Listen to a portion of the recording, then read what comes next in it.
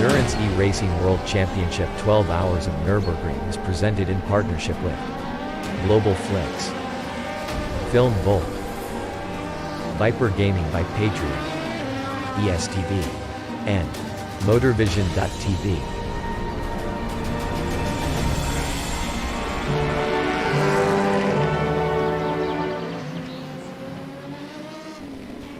Racing for Green is here to help you carbon neutralize your racing.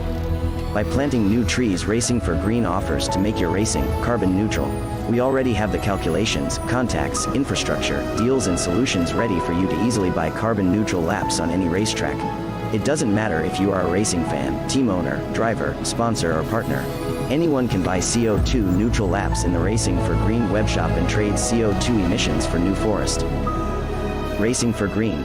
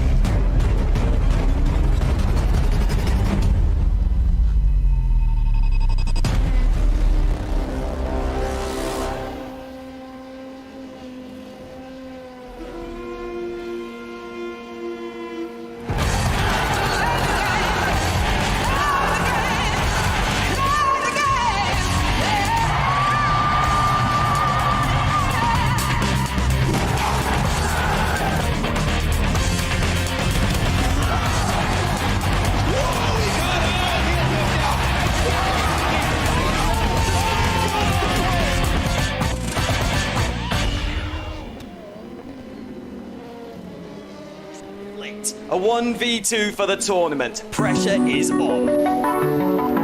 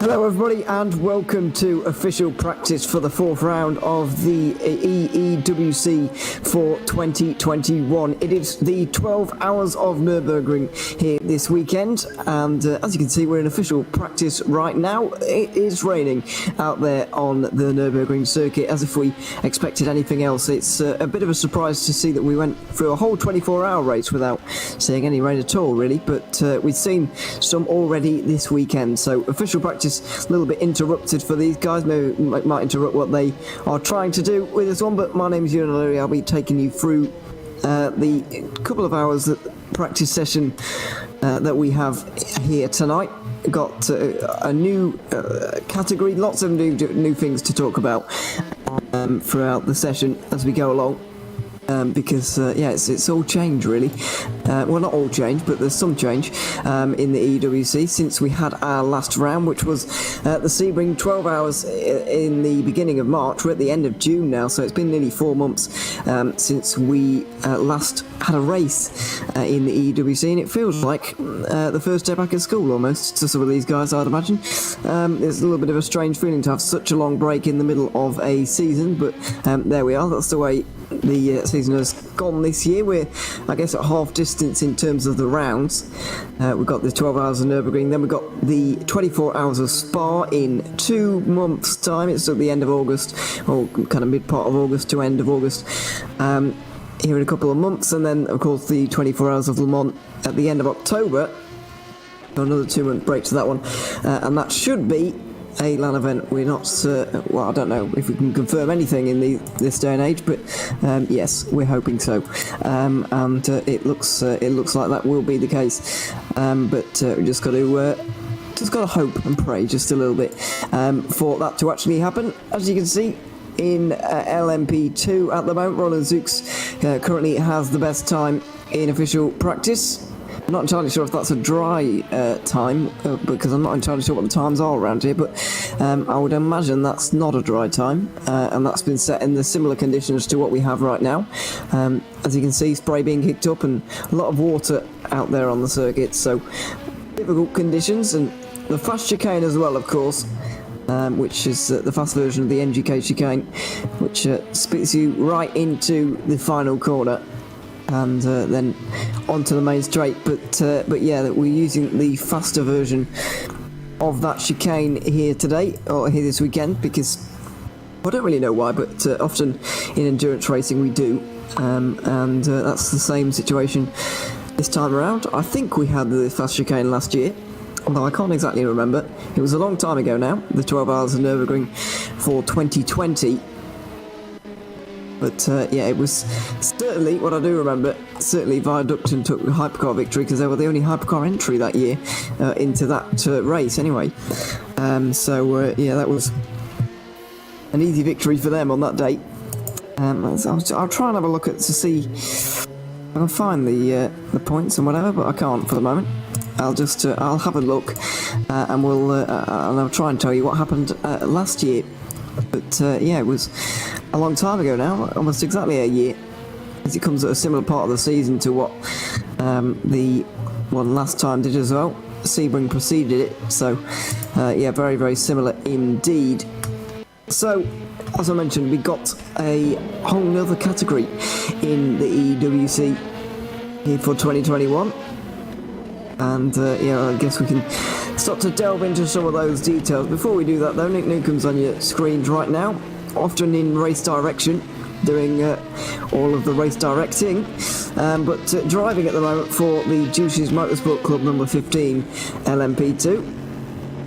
And he will be doing so. I don't know if it will be for the race or not. He did tell us all, but I can't quite remember how much of the race he will be doing, if any. But he's in official practice at the moment. He will be doing some of qualifying as well, I believe.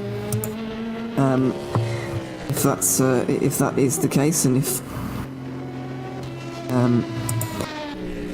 I've remembered that correctly, which is 50-50.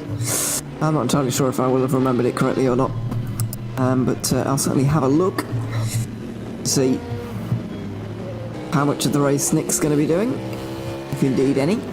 But that's the 15 Juices Motorsport Club car, currently in second place in the championship for LMP2. The championship being absolutely dominated by Varga Sim Racing.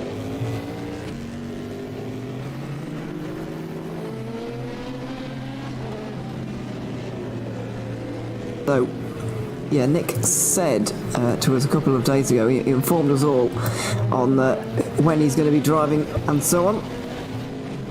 He's going to be driving for the first few hours, as apparently Luca Di Meglio has some PC problems, so they're waiting, or he will be waiting for Dylan Klaver and Saba Kiss to get back to jump in with Toon Lower, who's their primary driver, I guess, the 16-year-old from the Netherlands. He's put on great shows in the past in the EEWC. Remember that drive he put on Silverstone a good 4 or 5 months ago now. Very, very impressive from him indeed. So yeah, maybe we'll see something similar to that once again today. But no, he's going to be driving for the first few hours, and then he'll be off on his way and letting the faster drivers go for it. And I don't think I'll be doing him any disrespect by saying that. because he does have some very fast drivers with him in that LMP2. As I mentioned, the LMP2 Championship being absolutely dominated by Varga Sim Racing, who have got 81 points from a possible 81 in the first 3 rounds. We've got a 46-point margin over Deuces Motorsport Club. That's the 15 car we were just looking at, with Mugen Sim Racing and the 22 tied in second place with them, tied on 35 points, despite the fact Mugen have been a lot more consistent. All 3 results in the top 5 for the 22, whereas it's been 2 podiums for Deuces, but 1 9th place back in Indianapolis. Not a good race for those guys back there. So that's how they've taken their different routes to second place. But from second all the way down to 7th place, there's a good 6 cars there, or 5 cars I should say, covered by 7 points in the LMP2 Championship. It's very, very close in that championship. Not the closest, because Varga Sim Racing are running away with it, but those positions in the kind of mid-pack there are going to be very, very interesting to watch develop over the final 3 races of this season. Let's not forget that Le Mans will be double points, I'm pretty sure, compared to what it is normally, which is the normal FIA point system. Yeah, double that, and you'll have your Le Mans points, because it is a hard race and a LAN event. We expect they're also involved in that field in LMP2 is Ramada Motorsport in their 57. Second place at Indianapolis, easily their best result so far, because they haven't managed to crack the top 5 since then. Tied with them, ESG Motorsport in the 3-3-4. Let's not forget they changed their name from Fair Racing Team before the previous race at Sebring, if I remember correctly.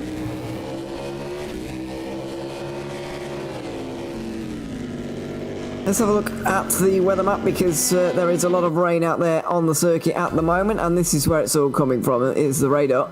Yeah, it's starting to clear up just a little bit. You can see a lot of rain, especially to the south actually, but it's all clearing up rather nicely. So maybe by the end we will have some dry running, but for now it is pretty wet out there, safe to say. Well, on your screens right now, well, on my screen anyway, I thought he was going to be on your screens as well, but not at the moment. That's Roland Zooks leading the LMP2 category by a good 1.6 seconds to Kim Pedersen and Gabo Hevesi, who are very well matched in behind. But I'm looking at the new class, the new category here in the EEWC for 2021. The DPI class has been introduced, and it's ousted the rather unpopular hypercar class, which it was really starting to whimper just a little bit. So a fresh injection of a new car and a new sound as well. We'll get an onboard lap with one of these DPIs a little bit later on, and I'll shut up so you can really enjoy the noise, because it is fantastic. 5.5 litre V8 engine, as opposed to the 6.2 litre they originally built that car with in 2017, I think it was. I should know, I've just written an article on it, but I've forgotten. So that was clever of me. But no, you can find that on gtr24h.org if you want to check that out, read a bit more about the car, and read about a little bit more about the teams that will be driving it throughout the latter portion of this season. One of the teams is on your screen right now, Team Viaducton, driving in the number 1 car, because they are the reigning hypercar champions, let's not forget, overall champions of the EEWC. So they were granted number 1, and I'm afraid they haven't really been number 1 ever since they had a GTE car that was bright orange, and I really like the livery actually, but they failed to score a single point to my knowledge in the GTE category this season when they were driving it anyway. So yeah, that's unfortunate for them, I guess. But fresh car for them, and hopefully they'll be able to put it to good use. I've just gone in the pit lane at the moment, so that's the end of Matthias Stair for the moment. I believe it was Matthias Stair anyway, although he's not entered to the driver list that I saw. But could have just misread the name, to be quite honest with you. It was Marcus Stair actually. But yeah, anyway. So maybe a couple of other drivers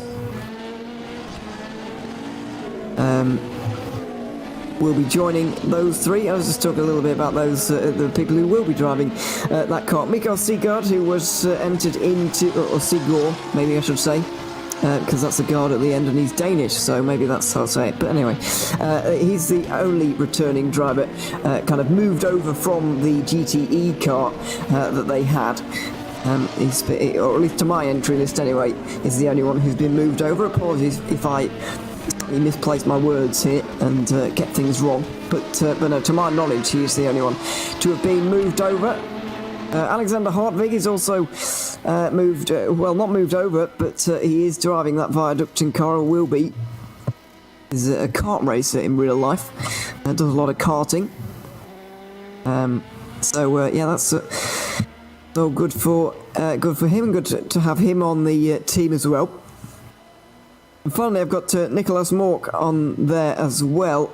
I believe they're all that's an entirely Danish team as well. The GTE car certainly was. There's somebody going for a spin through the grass there. The 777 was going for a little bit of a spin through the grass. There's Carl Likegård of DSR Nightmare, just behind the 15 Duties Motorsport Club car.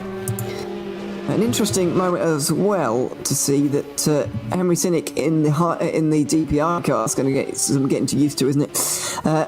In the hypercar is how much faster than the LMP2s? If not, I don't think he actually has gone faster than the LMP2s for the moment, and he hasn't in that satellite racing car. So that's interesting to see that when the rain falls, the DPRs clearly can't cope with it too well. At least to early viewing. Maybe he might be sandbagging, holding something a little bit back, but yeah, not ultra encouraging to begin with. That car, the 65 satellite racing car, is the one he'll be driving, I believe. He'll certainly be driving one of the VRS satellite racing cars anyway, in the remainder of the season. I believe he won the 24 Hours of Spa 2 years ago. At GTR. Former Drillers esports driver, let's not forget, and that team unfortunately disbanded after I think it was in April or May, a couple of months ago now anyway, and so it left a lot of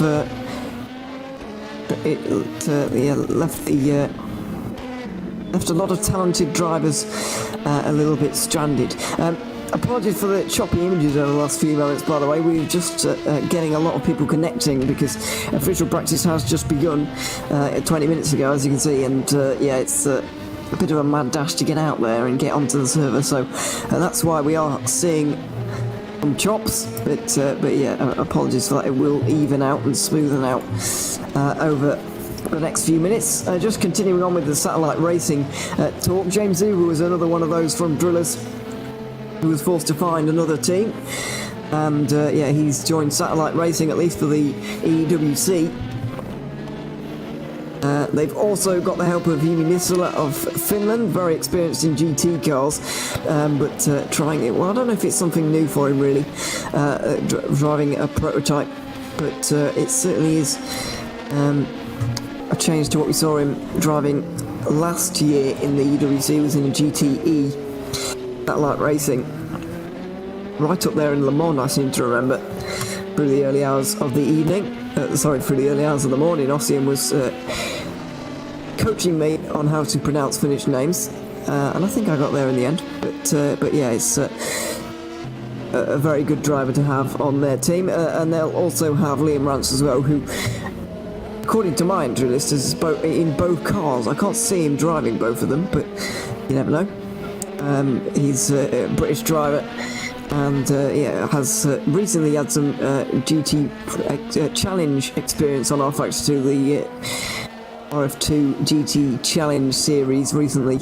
Well, not recently, but certainly over the last few months has been in force, and Liam Rance was a driver for that series. So yeah, he's on that team as well. On the other team, 64, that light racing team, they've got Ryan Nash as well. Mostly British team, actually, the other car. However, they've got Mario A. Rodriguez as well to kind of accompany them. He's a Spanish driver with 18 years of sim racing experience, according to my numbers. So yeah, that's an awful lot. And very, very experienced, quite clearly, at what he does. Also got very experienced David Nichols, actually, with over 10 years experience in sim racing. So yeah, they're all entered for that light racing. Whether we'll see them or not over the next weekend is a mystery, but we'll wait and find out, of course. A couple of GT cars on the screen, or trying to anyway, because we've got a fantastic GTE Championship fight coming up, and I guess we can talk about that just a little bit over the next few minutes. Currently, World of Sim Racing are leading the championship with 50 points to their name. Not finished outside of the top 5 so far, but neither of DISSR Lab and the 45. They're only 7 points back. Sandwiched in between them is Musto G Esports, 4 points back. Volante Racing, 9 points back. For a podium at Silverstone and a 4th place in Sebring. And the 54 Musto GD Esports car finding its feet in this season as well, with a 2nd place at Sebring. They're 16 points down. So the top 5 separated by 16 points, the top 4 by 9 points. It's ridiculous in GTE at the moment. Very, very close. And all up for grabs, certainly, in that category. Yeah, all of the championships are really wide open, to be fair, because DPI have been reset heading into this race, so it's a completely clean slate for those guys. And it's very close in all the others, really. LMP2 Varga are kind of running away with it a little bit, but not majorly. In terms of well, the battles behind are quite good, and there are some lots of battles going on behind for 2nd place. So that is interesting. Not entirely sure if everybody at home has lost pictures as well, but I have, certainly, from the stream. Oh, the pictures will be back in a minute, so yeah, shouldn't worry about that. So I was confused for a moment about everything that was going on.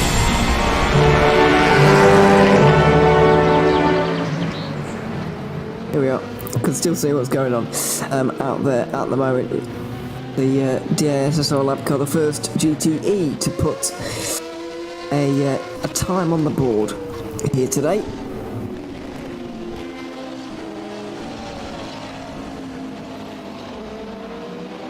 I'm sure there'll be more coming up very shortly, but yeah, for the moment there's not too many of them out there right now.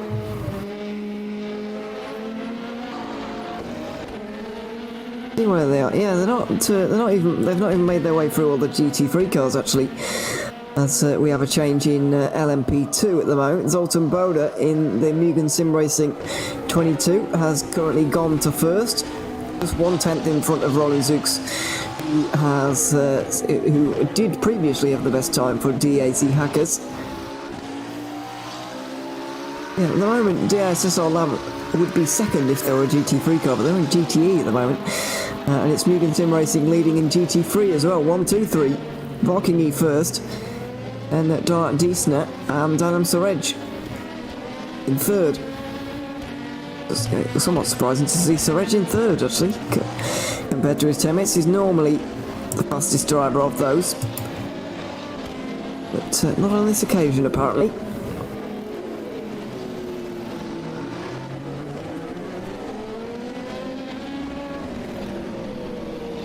mostly Hungarian team, let's not forget, are Mugen Sim Racing.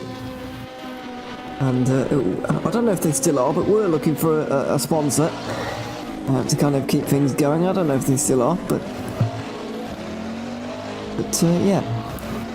That was an article released quite a while ago on the GTR24h.org as well, that they were.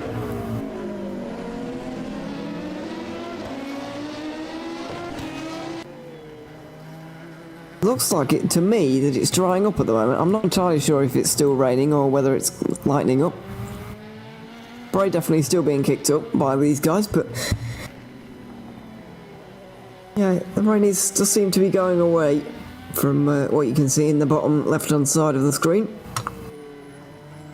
I need to have a look actually whether there's going to be rain at all this weekend on Saturday or Friday. Friday or Saturday, as most normal people would say. I'll have a look. That really would spice things up. No rain last year. Being rain at any point last year at all, actually, in the race sessions anyway. In Sebring it was definitely not raining, and here it wasn't. Matsusaka I'm not entirely sure about because I wasn't there for that, but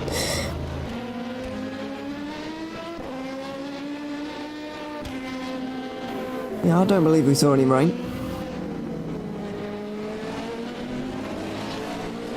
But no rain so far this season in a race anyway. We've got some rain in practice though. Shouldn't affect these guys too much in the grand scheme of things. And it'll be good to get some practice in the rain as well, just in case it does in the race.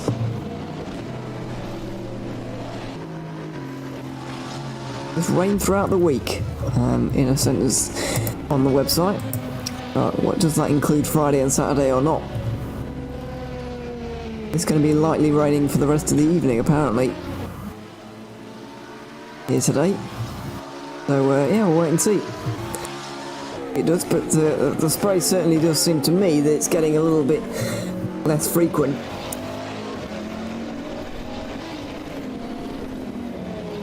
And it's getting a little bit easier for the, well, easier, say in inverted commas really. Slightly, very slightly easier for all these guys. Not too much traffic out there at the moment to negotiate and trip up on, so yeah, that looks all alright.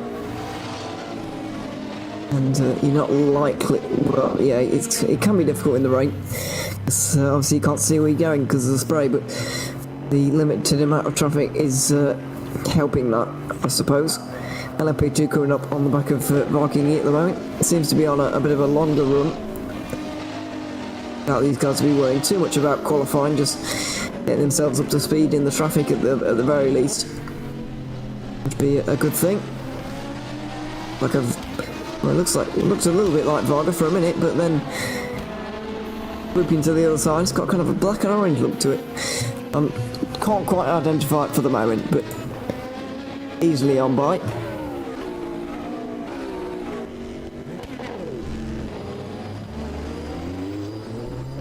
Yeah, that Porsche getting continually pushed down in the standings.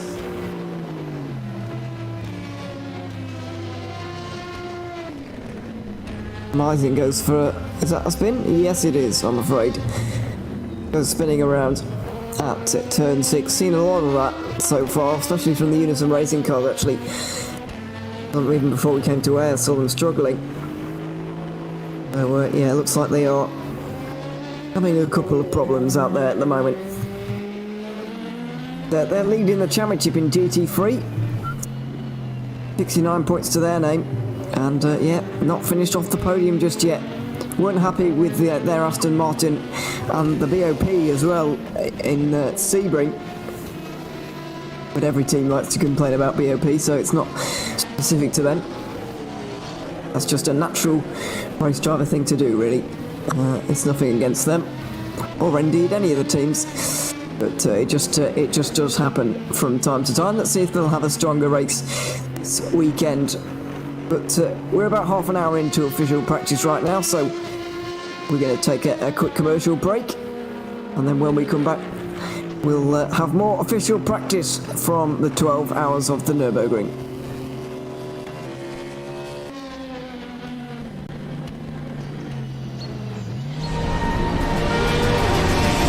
Endurance E-Racing World Championship 12 Hours of Nürburgring is presented in partnership with Global Flix, Film Volt, Viper Gaming by Patriot, ESTV, and Motorvision.tv.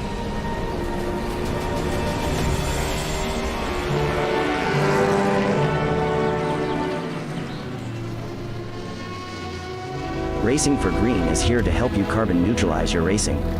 By planting new trees, Racing for Green offers to make your racing carbon neutral. We already have the calculations, contacts, infrastructure, deals and solutions ready for you to easily buy carbon neutral laps on any racetrack. It doesn't matter if you are a racing fan, team owner, driver, sponsor or partner.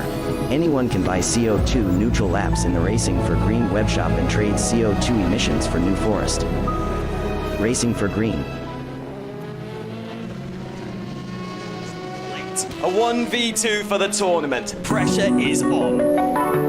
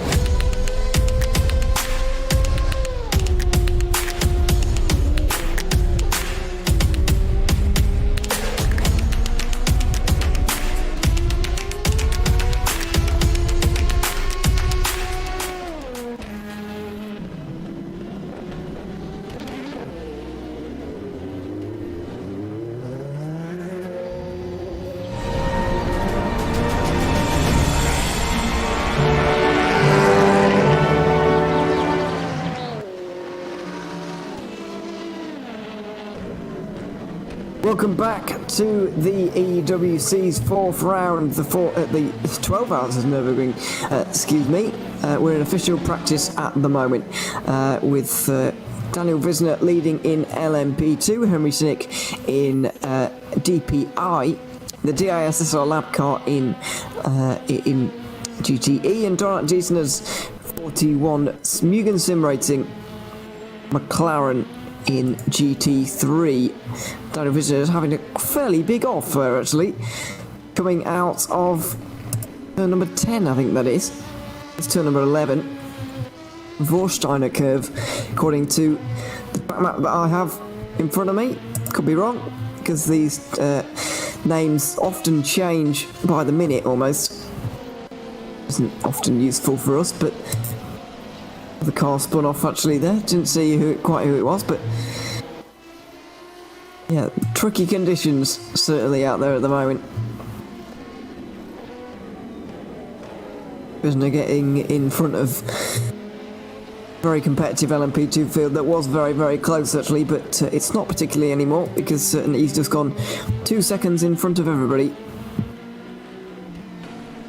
It was Dalton Boda, I think. No, sorry.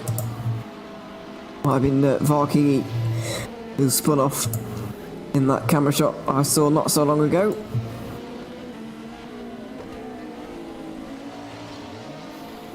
Got back going again now, though. And yeah, they'll see what they can do about Varga Sim Racing. As I mentioned, they're 46 points adrift with 100 still on the table. Is anybody's championship in all of the classes. But yes, a long way back for those guys. Very, very long way back.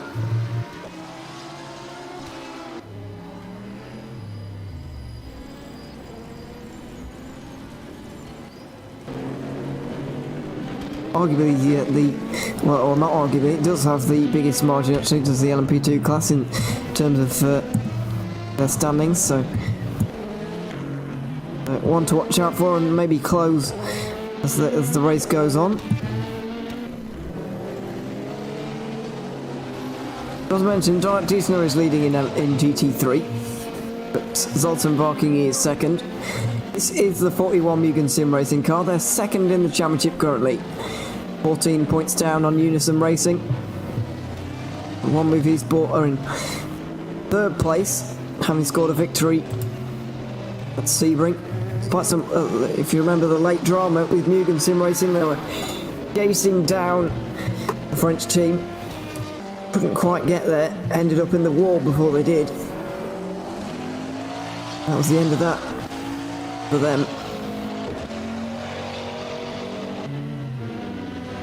So yeah, 14 and 15 points respectively. 28 points down, Danish Racing League in their number 13. 3 top 5s so far. In fact, all of the teams in the top 5 in the championship have 3 top 5s. There's been no poor races from any of them. It's that Unison Racing have got 2 victories and 3 podiums. They have been the strongest so far. So yeah, and Glam Racing are in 5th place. They're in the championship, 30 points adrift. And as I was about to say that, we've got team boss, the team boss from Glam Racing in the 404. Would come to join us. As I'll just give Maria the power to speak here. Let's do that. There we go. Welcome along. It's great to have you along. Team manager, of course, of the 404 Glam Racing team. You've had 3 4th places so far, and I guess the obvious question at this point, because you haven't managed it so far, is when are you going to get the podium? Is it going to be this weekend? I'm sure that's what you're hoping for, but how confident are you of getting that podium this weekend at the Nürburgring? Oh, well, I am personally hoping for it because it is my birthday on Sunday after the race, so I do hope the boys get it in, but it's been tough. We had some tough races so far, big ups and downs, but yeah, I'm hoping that we will get it in at some point, so yeah. Yeah, it's been a difficult season in some ways, but 3 4th places, not a bad result. Who's going to be on the roster for you this weekend? Who's going to be doing a lot of the driving? Have you even worked that out yet? What's the situation with drivers, etc.? Well, all of our 4 drivers are driving. We do have one driver half down. He has a bad shoulder, so we'll see how much he will drive, but Callum, Henrik, Jeff and Lee will all be driving this race like they always do, so they are a great team together. They work together great, have a good chemistry, and yeah, know each other's way of racing, so yeah. Yeah, very important, of course. I mean, at the moment, as we can all see and as we can all tell quite easily, it's raining at the moment. Would that play into your guys' favour? You know, would you like some rain on race day as well, or would you rather it? We got it all out of the way in practice or not? Oh, I don't know. I actually, I do know they have trained a bit in rain, but everyone loves a bit of rain because it mixes up everything. But it also, yeah, I don't know. Hopefully a dry race, but a bit of rain in there would also make it fun. Yeah, certainly. Well, it certainly would for spectators. I don't know about teams who have your Right. heart in your mouth the whole time. But yeah, we'll see how that develops when we get round to it on Saturday. One final thing, I guess, it's the last 12-hour race of the season. 24-hour races are coming up. As we've mentioned, you haven't managed to crack the podium yet. Unfortunately, this weekend it might happen for you. But do you think the 24-hour race is coming up at Spa and the Le Mans will suit you more? Does a longer attritional race suit the team a little bit more, or would you say that it's just a bit more of a nightmare for you to get your heads around than a 12-hour race? Which ones do you prefer as a collective? I do know that my husband Henrik, he just does love the 24-hour races, so I don't, he are looking forward to those. The other guys, I don't personally know what their preference is, but I am personally also a 24-hour race gal, so yeah, I'm looking forward to it. So. Yeah, certainly. It's going to be great. We look forward to seeing you there, Maria. Thanks very much for coming to talk to us. Can I say one last? Oh, go on. Yes, of course. Yeah, because we have decided here at Glam Racing that we are actually doing charity for the last 3 races. All right. So we are gathering money for a child hospice here in Denmark. So I just want to point it out, if anyone wants to help, they can go to GoFundMe at GoFundMe.com and search for Glam Racing. It will come up there. So if you like just £1 or $1, it would help a lot. That's great. That's great to hear. Yeah, make sure you head your way over there and help out, because that'd be great to raise some money as well. Yeah, thanks for coming to talk to us, and good luck with everything you're doing as well with the charity, and good luck for the weekend racing as well. Yeah, good weekend for you as well. Thanks very much for coming to talk to us. It's great to hear from some of the teams. Don't forget, if you are driving, pop yourself in the green room, and we will bring you in for an interview as we have just done. So we'll hopefully have a couple more of those throughout the rest of the weekend. Oh well, the rest of the weekend, rest of the day as well.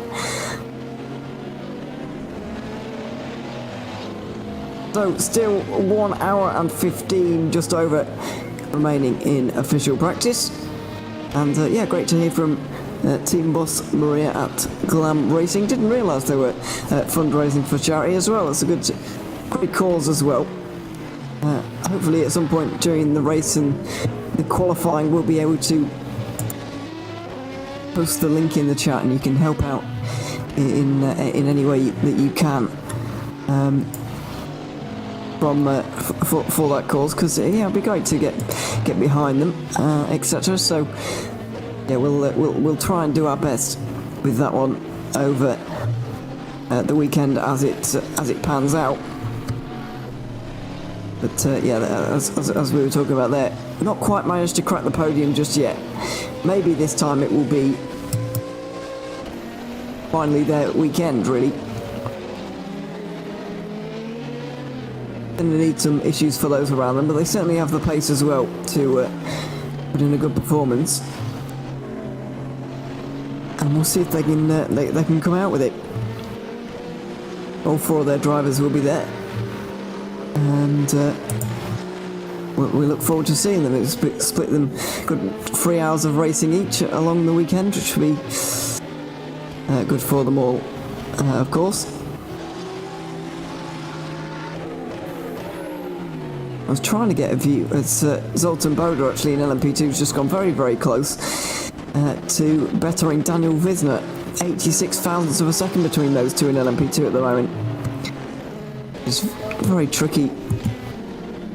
Very small margins. But in GTE, I've just noticed World of Sim Racing have now arrived at the official practice session, and immediately they've gone straight to the front, or they were. Sorry, they still are actually, by 8 tenths of a second. The ISSL Lab are in second, as Bearing Out pulls off to the side of the road. But it's been a very good early start for them this weekend.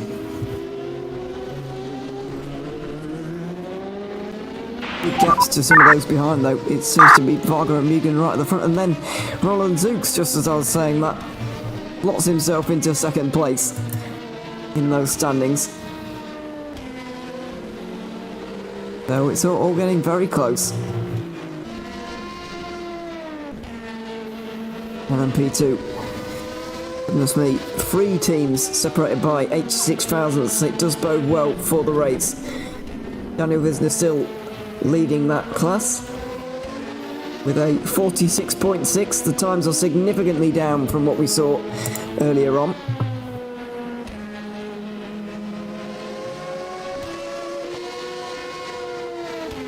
And we were solidly in the 1 minute 50s, about where Kim Pedersen, Michael Ciccolini are right now. That's where we were, and that time has come down quite dramatically over the last few moments. Go up and have a look at some of these guys in LMP2. He is actually leading overall. Oh, there's a spin for Roland Zooks, just coming out of turn 6, I think that is. And he goes back to the garage. But here is the championship leading, current practice session leading, Daniel Wisner at the moment. A couple of weekends ago they clinched their virtual endurance championship title overall, did Varga Sim Racing by pure domination in LMP2. First eSport, the winners of the 24 hours of Nordschleife in the last 2 years. They're broadcasted by GTR 24H, have been run them quite close for that one, but in the end there was going to be no other winner. They do push that car extremely hard for the entire race, and they do very well indeed. This is a bit of a moment in traffic, getting through on a GT3 and a GTE boat all at once. And it gets through in Unison Racing as well.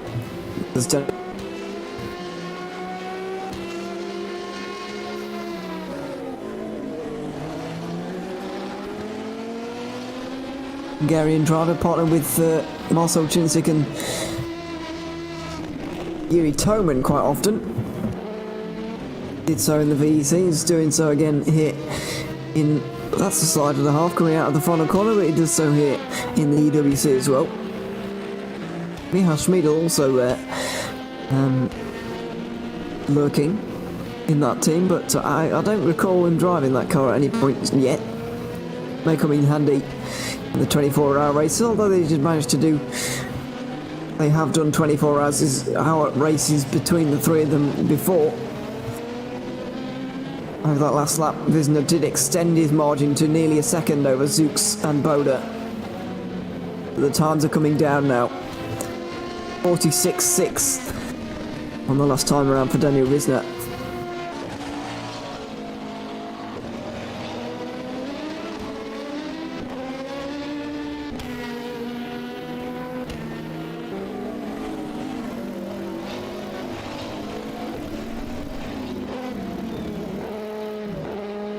What I believe is a change as well with B32 Racing in 7th place in GT3. I think they've changed category because they were in an LMP2 car. No, sorry, they've added a second car. I've just been corrected. They're adding a second car to their effort, so they have got a GT3 and an LMP2 car. It's that's also the team we sometimes get on the screen from their pit wall. That's the team with the very multicoloured lights and everything. Maybe it's a different team, but we do get a few views from the pit wall, and B32s is often exceptionally disco. As Daniel Wisner scrapes along the barriers and gets into the pit lane eventually, but had a bit of a problem getting in there. So Roland Zooks now nearly a second down. He's going to need to find a little bit more time, but with the track drying up, I think he will be able to manage that. I want to see Henry Sinek out there again in his DPI car, but couldn't get that onboard lap with him. But at the moment, he's not out there. Donat Diesner's just gone to the front of BT3 with a 1:59.9. That's a good second quicker than anybody. Oh, that's a big off at the Michael Schumacher S from Roland Zooks. Ouch. A very fast corner. He can very easily get it wrong, as we've just seen from Roland Zooks. It's up to Zoltan Bowler to maybe try and close the gap down. Racing at the front, although with all respect to Daniel Wisner, he's a very fast driver indeed, but Toman and Chinchik are a little bit better, and they might be able to go a little bit faster. Push Varga even further into the limelight here. Let's see though.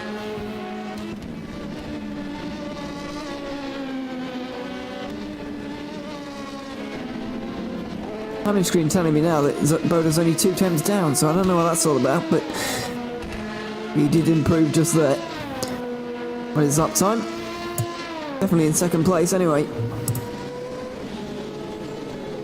I get a look at what the lap time was. 46.8. Being right now, got a good couple of attempts behind where he was before.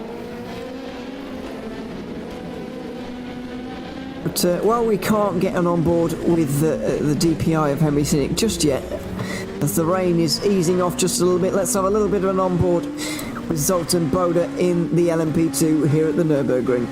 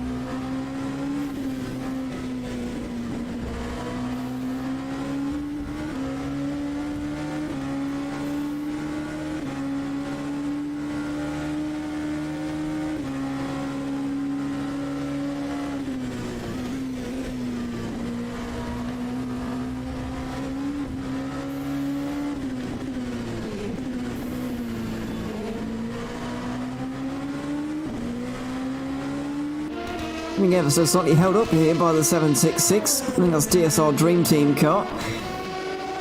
It is indeed. Right down the inside. Not sure which of the drivers that is actually, whether that's Michael Ciccolini or who that is. Kim Pedersen maybe.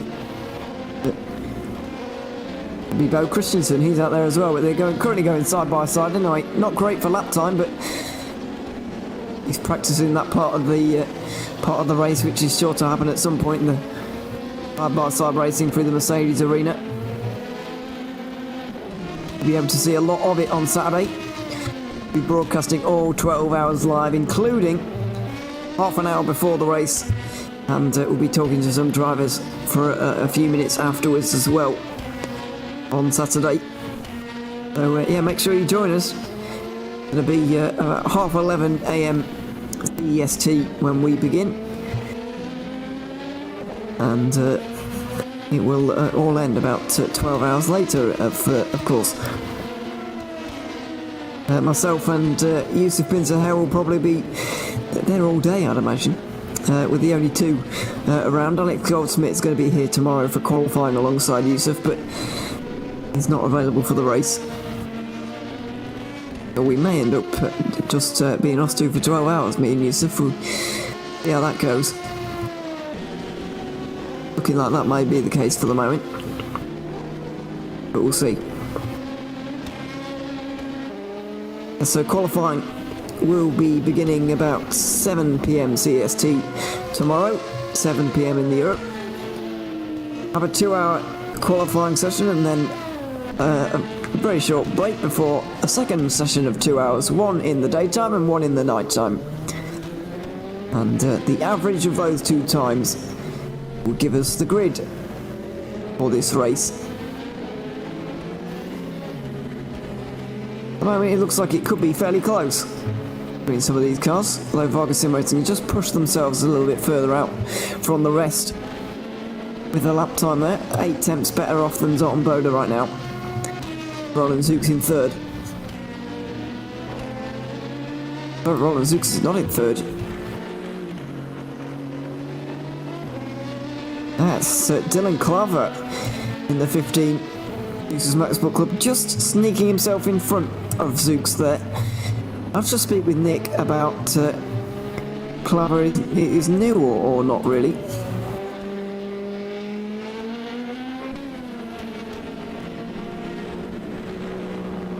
I haven't seen him driving for Juices before. That's a trip across the gravel for him. He's back on the road. We've placed for another Juices Motorsport Club cars before we get to Gabriel Hevesy in 6th. Fairly long way back to DSR Dream Team in behind though.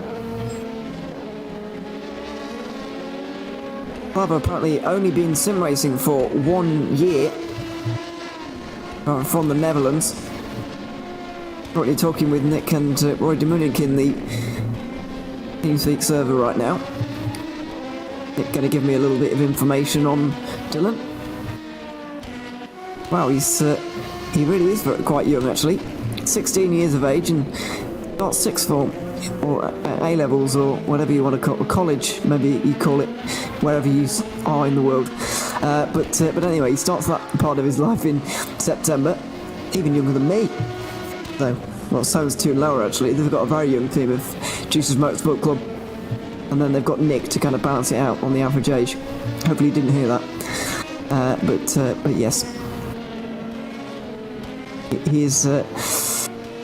He does have a very young team on his hands. Nick with Toon Lower and Dylan Claver as well. I didn't quite realise, but Dylan, another one of those young but very quick drivers indeed. As we were watching Gabriel Hevesy here, he's just gone to the top of the standings in LMP2.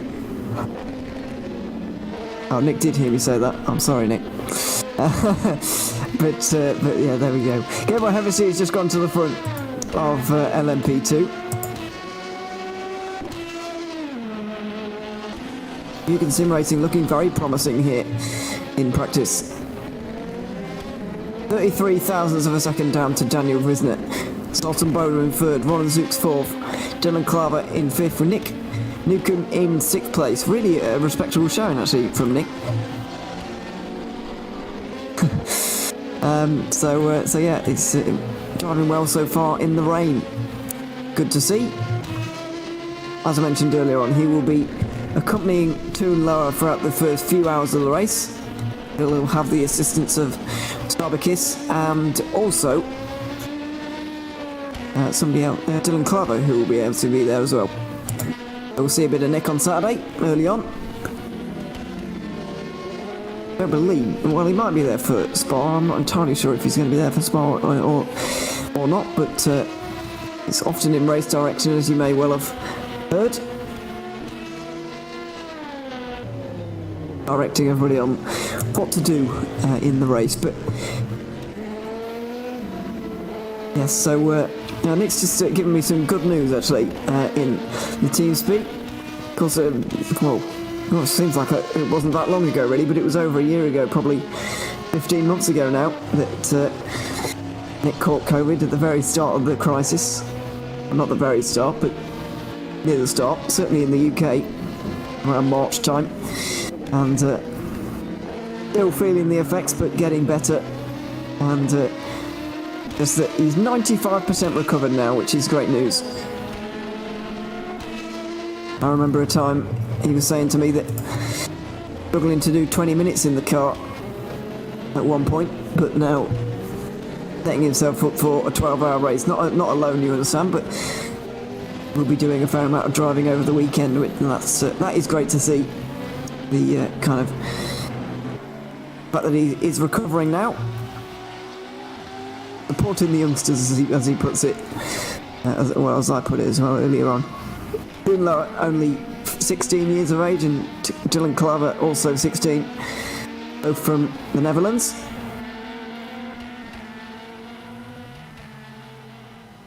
And Nick will be there as well. I believe Zarbakis will be there as well in the race. So, yeah, they've got a strong team. This is Motorsport Club in the 15. That's the LMP2 car. Currently second place in the championship. And fourth and fifth 5th and 6th in the standings in practice right now.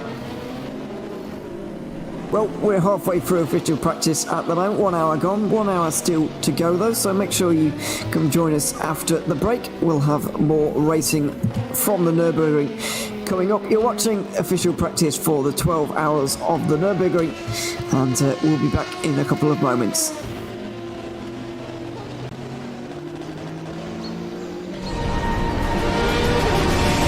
Endurance E-Racing World Championship 12 Hours of Nürburgring is presented in partnership with Global Flicks, Film Volt, Viper Gaming by Patriot, ESTV, and Motorvision.tv.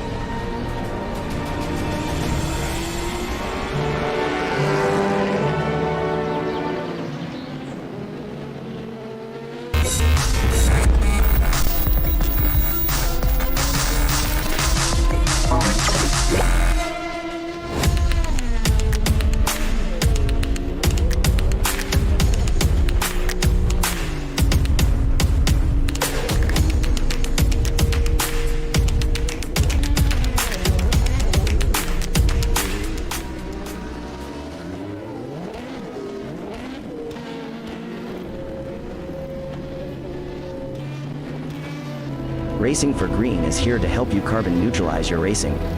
By planting new trees, Racing for Green offers to make your racing carbon neutral. We already have the calculations, contacts, infrastructure, deals and solutions ready for you to easily buy carbon neutral laps on any racetrack. It doesn't matter if you are a racing fan, team owner, driver, sponsor or partner. Anyone can buy CO2 neutral laps in the Racing for Green webshop and trade CO2 emissions for New Forest. Racing for Green.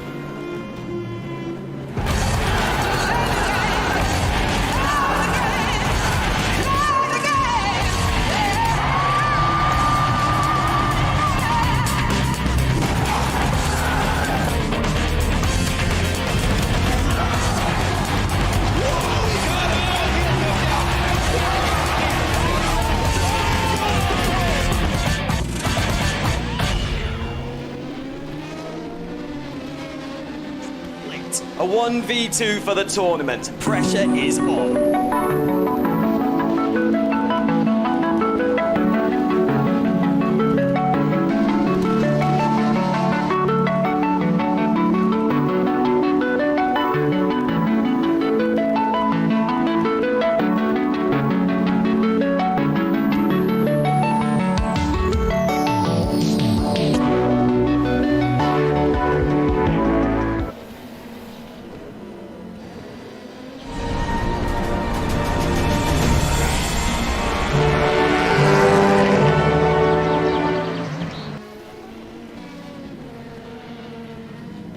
Welcome back to the final hour of official practice for the 12 hours of Nürburgring in 2021.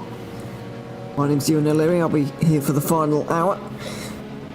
And yeah, we've got plenty of cars out there at the moment. Most of them are LMP2s. We've got 15 LMP2s you can see on the left hand side at the moment. Oh, there's also Varkingy spinning off in a wild way there at the Mercedes Arena. That's a rather big crash for such a slow corner, but there you go. Just over 10 GT cars split between 3 GTEs at the moment and 8 GT3s on the circuit. And there is a hypercar connected, there's a DPI car connected to the server. However, Henry Sinek has not driven for a fair amount of time. The 48.6 most recently. Only looking at the newly entered B32 Racing GT3 car. They've had an LMP2 all season. And See how they're doing in the standings. They've got 10th place from Indianapolis and 9th place from Silverstone and 6th place from Sebring. Things steadily improving for them. I think of those teams who you really don't expect much of, B32 Racing had a really good run in Sebring. Maybe a top 5 is possible this weekend. Either in GT3 or LMP2 or both. You never know. Don't forget, they were driving a GT3 last season. Came 5th in the end, in the you get 2020 standings. 3rd at the Matsusaka 24 Hours, a podium for them on that occasion. But struggling down in 8th place at the moment. In GT3. Really is all going on in LMP2 at the moment though. That's a big slide and a not great way to take the Mercedes Arena. So I'm going to whiz down to LMP2 here because it's the right battle. There's a lot going on in LMP2. Dalton Boda is leading again. Roland Zux is back into 2nd. He's only 3 tenths down on Boda with Varga pushed down to 3rd. I don't know if Varga are going to be worried at all by this.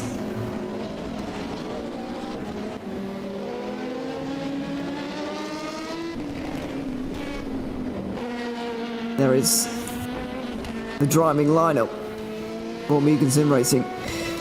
Gabor Hevesi, Zoltan Varkingi, Dalton Boda, Christopher Kienek, Eric Kaloksai, all entered. All Hungarians, I believe. And I didn't have that much all that information on them really going into this season, other than Kaloksai being an FSR Academy champion in 2020. That's the 3rd division of FSR. But he's driven in the World Championship before, which is the top division, and places well, often. He's one of the best. And it seems that this car is one of the best at the moment. Whether they can keep it up for 12 hours in whatever conditions they're thrown at there, or are thrown at them there, is another question really, but certainly got their weekend off to a good start.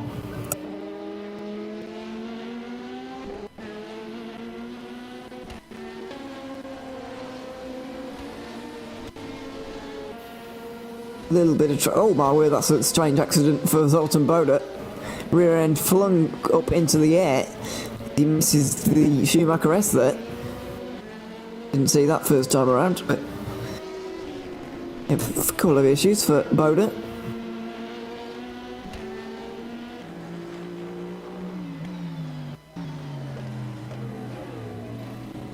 Roland Zux still in 2nd, 3 tenths down. It's Daniel Visner also 3 tenths down. Gabor Hevesi's 5 tenths down, and then that starts to get a little bit bigger. Martin Mergeli is just under 2 seconds down in 5th. Gone for DAC Hackers, and then Dylan Claver is in 6th. Another 7 tenths back. 2.7 down on the leader, Zoltan Boda. To try and find a GT car to have a bit of a lap on board with, or at least some time. Oh, actually, scrap that, because we have the DPI out there on the circuit right now. Henry Sinek is out there in the 64 VRS satellite racing car. The first real look we've had on the stream, other than very, very much earlier on, of the new DPI class in the EEWC for 2021.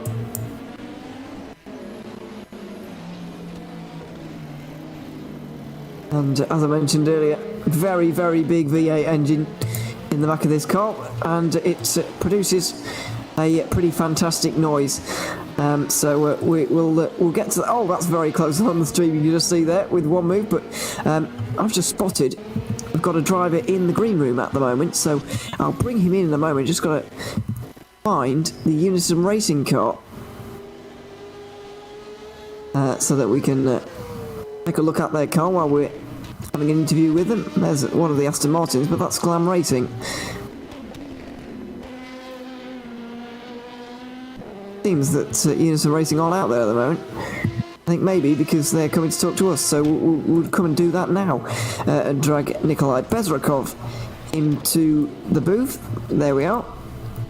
And we'll have an interview with Unison Racing's Nikolai Bezrakov. Welcome along, Nikolai. It's good to have you here in the booth. How are things going into this weekend? You said to me at the start of the Sebring weekend in practice, or I think it was actually in qualifying, but you said to me that you weren't particularly happy with the way the Aston Martin was behaving, and you were starting to fall out of favour with it ever so slightly. What's the feeling in the car going towards this race here this weekend? Are you much more happy with the balance this weekend, or are you still struggling a little bit?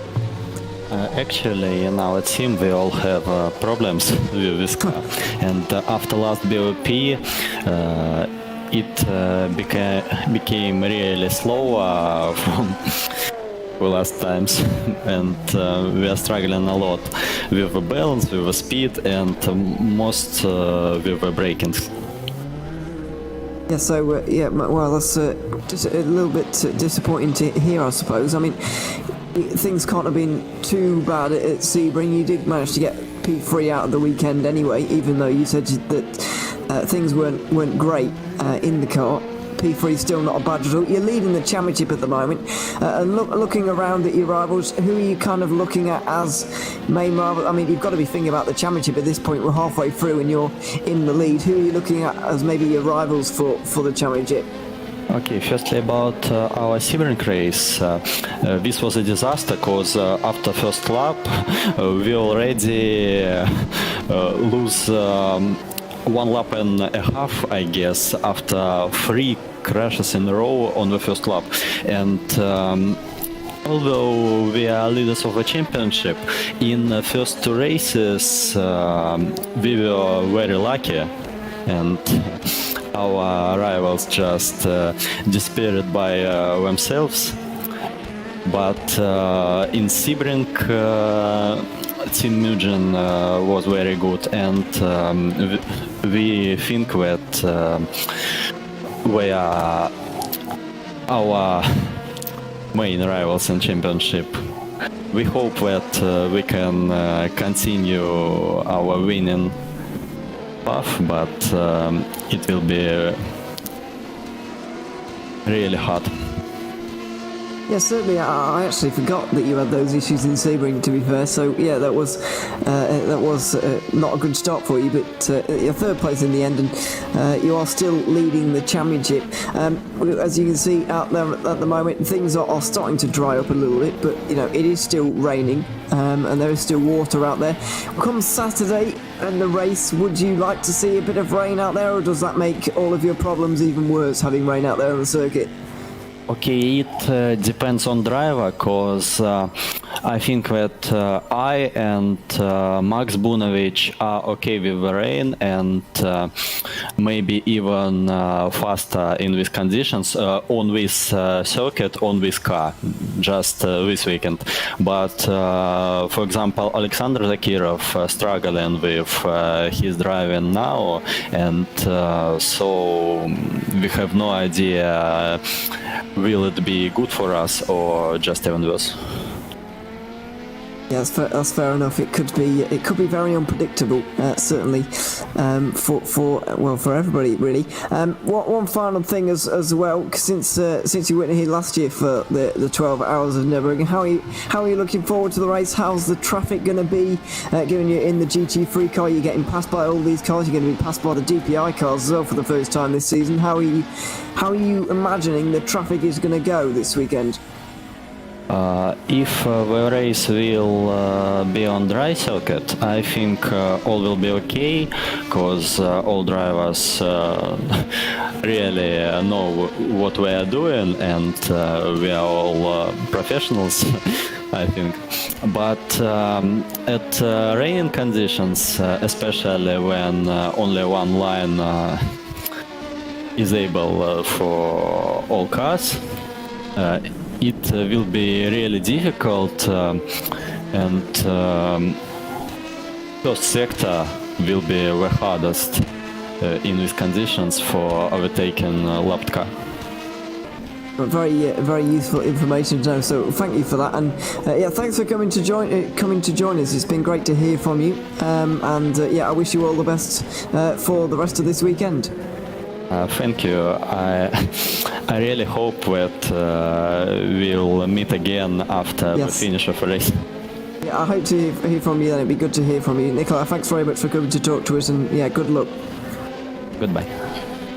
There we are, Nikolai Bezhakov of the Unison Racing team in GT3. Good to hear from those guys, and always up for a chat after the race as well, which is great news for us. It is good to hear from them, especially after they've just won or finished on the podium, because that's what often happens, and that's what's happened for the last couple of races.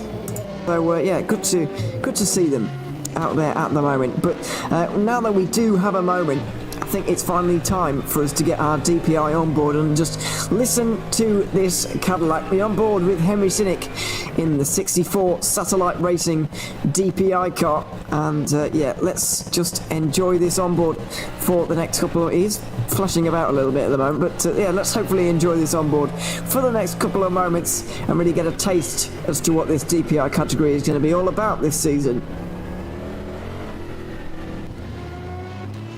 And let's not, because he's gone straight back in the pit lane, so that's frustrating. But not great timing from us, that one. But he just seemed to be having a couple of issues out there at the moment. But Zoltan Boda, no issues for him at the moment. He's still in first in LMP2. And 6/10 in front of Roland Zooks.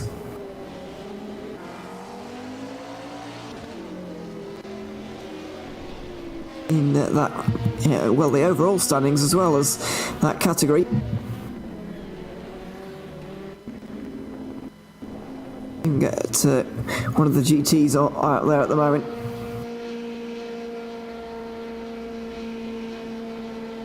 This is the 717 that I can see heading down towards the hairpin right now. They didn't have any cars out when we were interviewing Bezhakov a few months ago, but we've got one out there right now.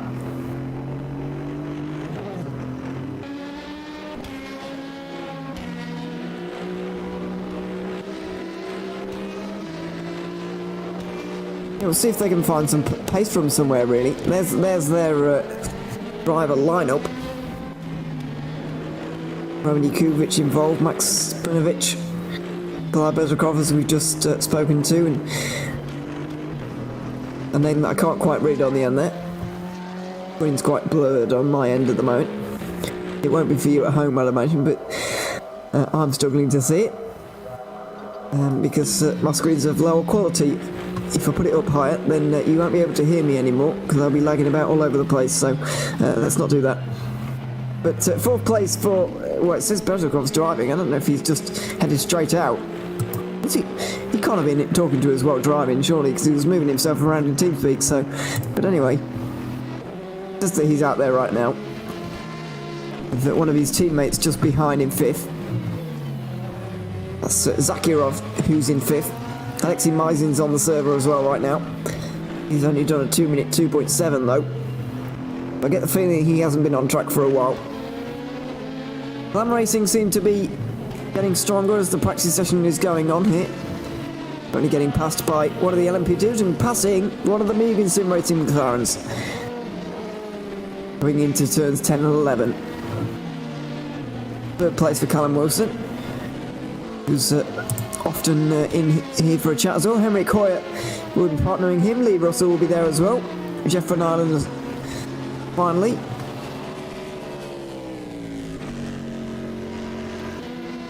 The team boss at Glam Racing, Maria, was telling us that she was looking forward to, and indeed her team, looking forward to the 24-hour races at Spa and Le Mans.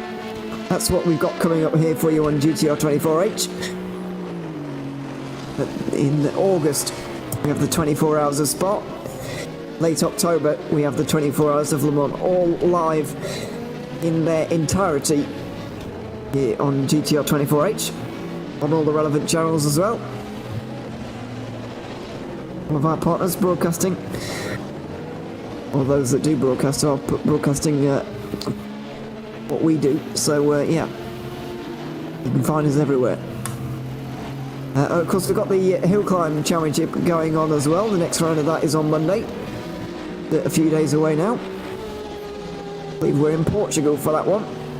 Can't quite remember the name of the climb on the top of my head, but you should tune in anyway, because they're all pretty mad, all of the hill climbs. And some of the cars are as well, so yeah, you should definitely come and have a look. That is 9:30 European time in the evening on Monday. And check out round 3 of the Hill Climb Championship. And I don't know. Well, I'll have a discussion with the producer, with my producer Peter in the break, whether I can discuss what I was about to say then, because that might be confidential information that I'm releasing. So I'll not do that. I'll wait. And if I can say, then I will after the break in about 10 minutes. But yeah, definitely some exciting times for GTR 24H. Lots of broadcasts coming up.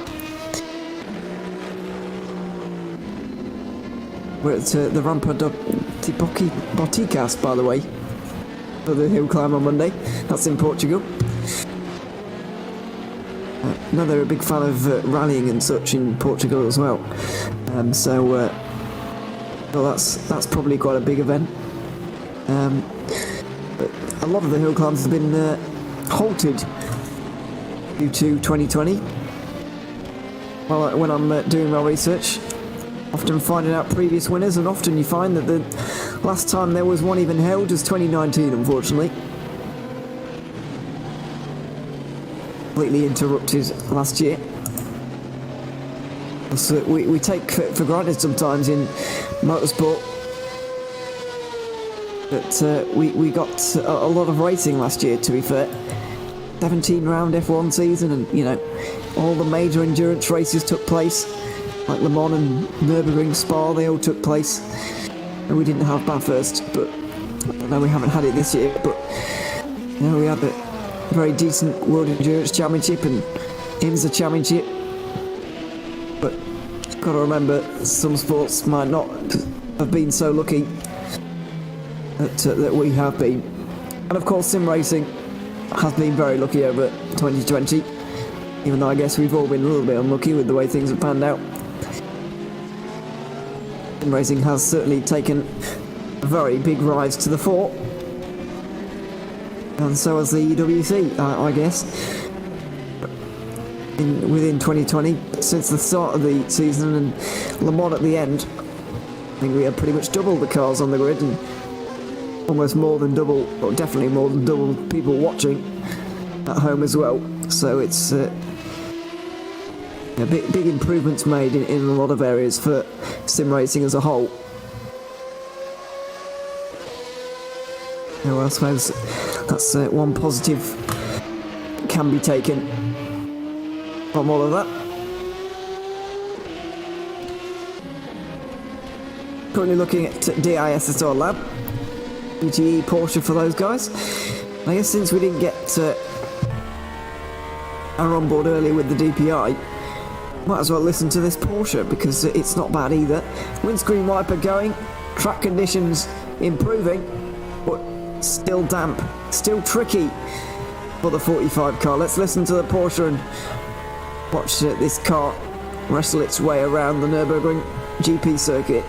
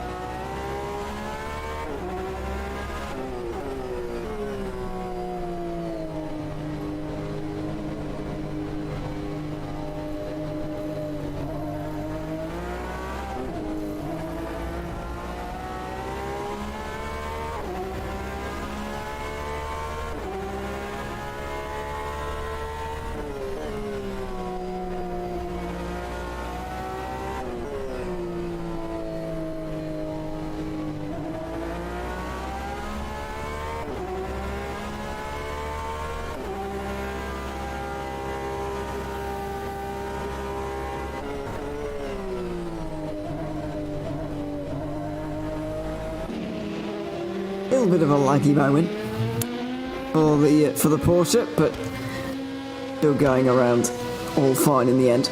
And while we were on board there, set a new best time in GTE, 54.8 for those guys.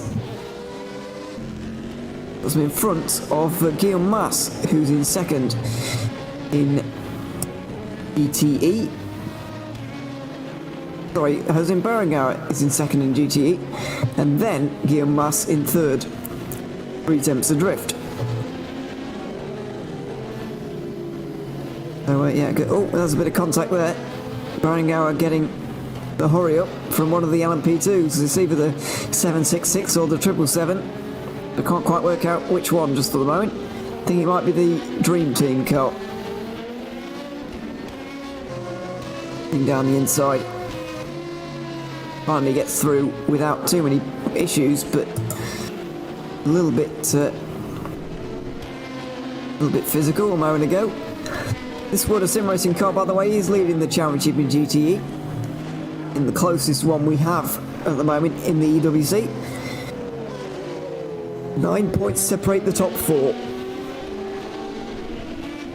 Wood sim racing, the ISSR lab, haven't been outside of the top 5 yet this season.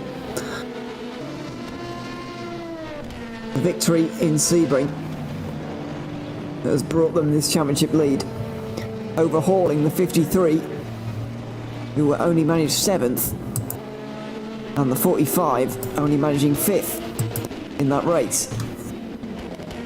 But it's all very, very close, and they'll be playing for 1 point tomorrow when we go qualifying for the 12-hour race.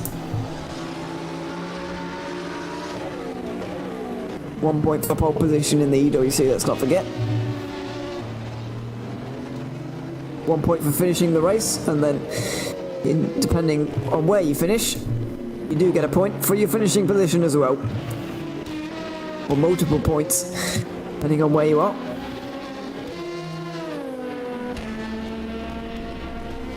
Nick Newcomb out there on the circuit again. 10th place for Nick at the moment in the Juices Motorsport Club number 15.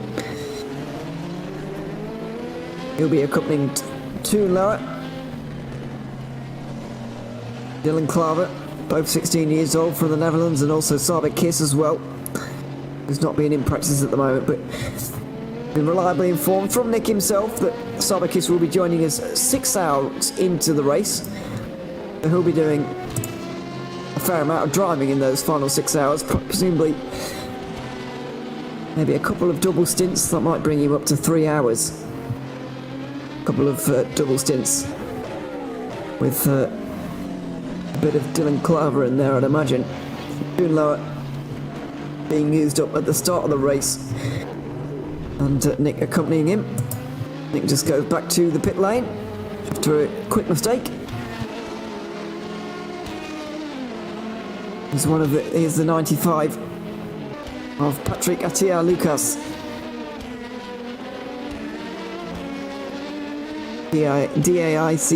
DEAC hackers, excuse me. Completely new team to the EWC in 2021, but making a very good account of themselves indeed. Currently 6th place in this championship, but only 7 points down on 2nd, but they can definitely move up over this weekend. And we'll see if they can, of course. Oh, one of the cars off on the left hand side there, but not too much to worry about. Unfortunately, I was searching for the DPI car, but unfortunately I think that Henry Cynic is no longer on the server just as things stand, so we'll get a good view of the DPI tomorrow and indeed on Saturday as well, but for the moment we'll have to say goodbye to it. We're in the final half of official practice now, by the way, as well, so not very long to go. Only 30 minutes remaining on the clock. We're going to take one final quick commercial break before this practice session ends, and when we return, we will have the final part of official practice.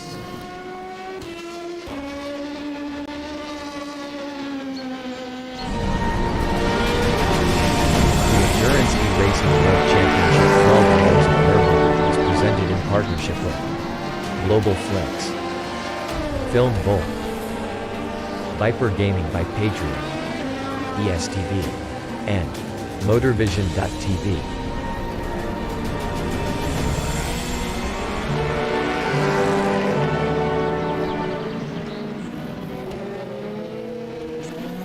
A 1v2 for the tournament. Pressure is on.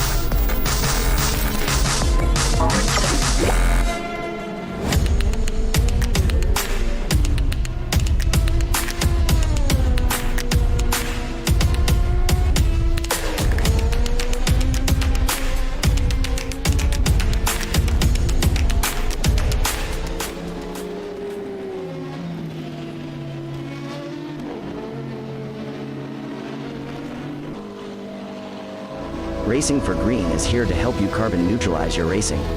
By planting new trees, Racing for Green offers to make your racing carbon neutral.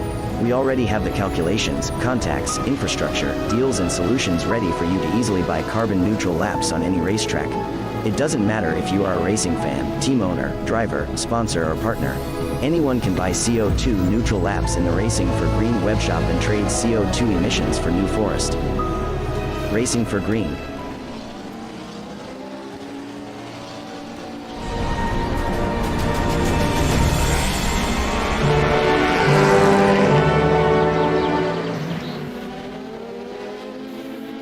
Welcome back to the final part of official practice for the 12 hours of the Nürburgring. Coming up this weekend, starting from midday in Europe on Saturday with qualifying, starting at 7 p.m. in Europe tomorrow. A 4.5 hour broadcast with Alex Goldschmidt and Yusuf Bin Sahel taking you through qualifying tomorrow. So looking forward to that. But in the meantime, Roland Zooks is leading official practice. He's just taken the lead as we were at the commercial break there. Got 3 temps over Gabriel Hevesy, who's got not very much time at all over Zoltan Boda. They're teammates, by the way, in Mugen Sim Racing. Certainly forming a front 3 in LMP2 with EAC Hackers, Roland Zooks, who's just gone off. Mugen Sim Racing, Vargas Sim Racing as well, who all seem to be right up there and will be fighting for the race win this coming weekend on Saturday especially. In GT3 I've just noticed that Alexander Zakharov has just found a bit of pace as we look at the DPI car now of Henry Sick, because he is back out there again. Very nice satellite racing livery, by the way. I'm a fan, but I'm not a fan of the spin, and he won't be a fan of it either, I'm afraid. Looking for a safe place to get going again, and decides that that place is probably the pit lane. Modern Motorsport recently just got on the server as well, by the way. We're seeing a bit of them. Yeah, Unison Racing, Alexander Zakharov. into third place, just ahead of Bezrukov. They're only 2 and 7 tenths down on the Mugen Sim Racing duo as things stand. So yeah, a good run out from Zakirov so far, especially considering what we heard from Bezrukov. Here are the championship standings, by the way, going into the 12 hours of Nürburgring. DPI has a completely clean slate, and there will be more teams added to that as and when they score points. LMP2 being led by Varga Sim Racing, 46 points ahead of Deuces Motorsport Club, but as you can see, it's very close behind that. Mugen, Ramada, DSG Motorsport, DAC Hackers, all there, fighting over second place. In GTE, it's the most exciting it ever has been. World Sim Racing leading. 4 teams, though, separated by 9 points in the standings. Musto, GD Sports, DASS, or Lab, and Volante Racing all there as well, with the other Musto car lurking in behind, ready to scoop up some points. One Move Esports are surely due a big result as well, so soon. Not being able to even break into the top 5 yet. In GT3 though, they've been having a much better time of things. We won last time out in Sebring. They're 15 points adrift of Unison Racing, who are currently leading the standings, 14 points ahead of Mugen Sim Racing, who have been dominating so far in practice. Danish Racing League 4th ahead of Glam Racing. To my mind, all 5 of those GT3s can still win this title very realistically. So there are your championship standings. Good to see that everybody is out there, and we've got some very interesting championships to settle over the coming weeks of the EEWC.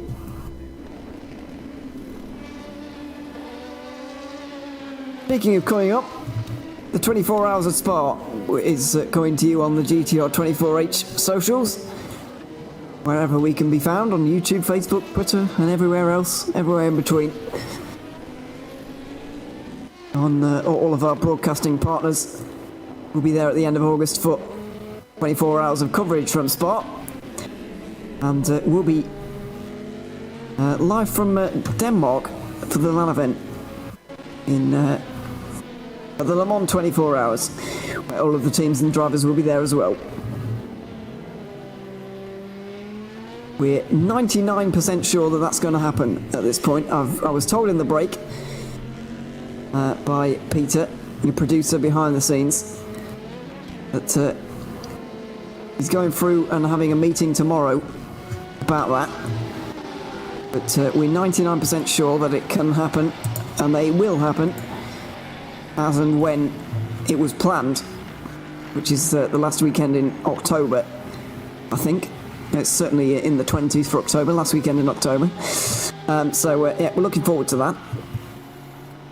Also looking forward to the GTR 24H Sprint Series, which will be happening, I believe, commencing in August or late July.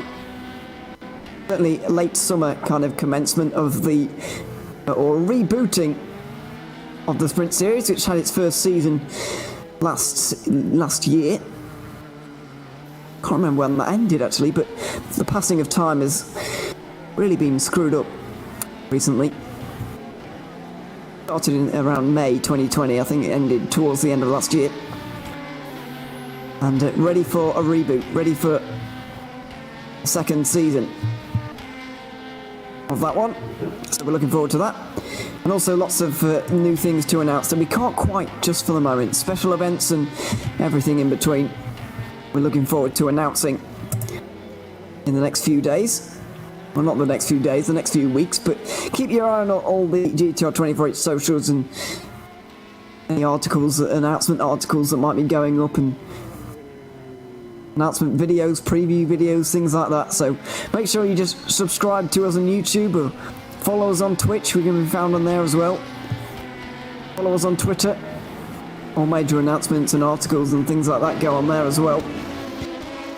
And also Facebook as well, we're on there. So yeah, make sure you follow us around so that you will know about these announcements, which are surely coming up.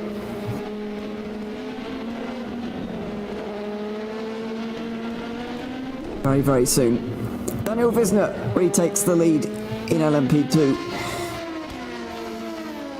We're in official practice at the moment, and it's Varga Sim Racing battling it out with DAC Hackers and Mugen Sim Racing.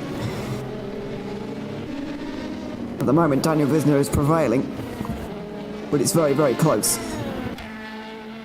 There's the view from the front straight. As you can see, especially on the dry line, not a lot of spray being kicked up here.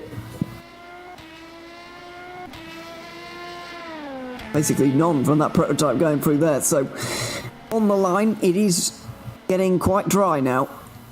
And in GT3, we've seen the times tumble by about 5 seconds.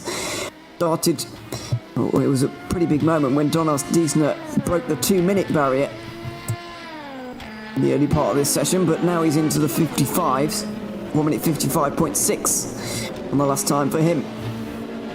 Daniel Visner also going faster than he once was, in the low 1 minute 50s before. Now it's a 1 minute 43.3. Give himself the current lead in this session.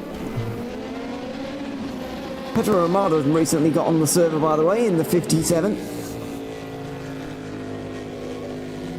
That's the Ramada Motorsport car in that fierce battle for second in the championship, as Daniel Visner goes for a quick spin and a trip into the gravel. A trip back to pit lane as well for him. So just under 20 minutes to go in this session. Roland Zooks is going to do his best to try and get in front of him.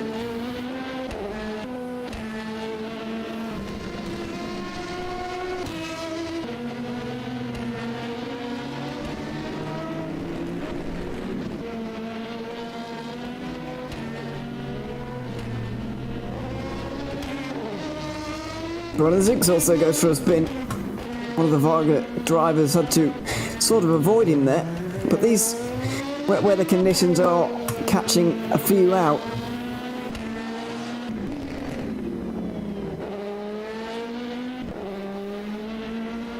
We've also got Brian Nash on the server, by the way, in the 65 satellite racing cars, but not seen him out on the circuit yet. Let's hope he will be. Hope that we can get a proper onboard with a DPI car at some point here tonight. Oh, there's another spin. Might have been a Ramada Motorsport car, that. It did look a bit Varga, actually, and I'm being told that it was a Varga Sim Racing car. Zakharov and Bezrikov have left the server now, by the way, so they've made their mark on the session. 2 attempts down on Mugen Sim Racing and now have left.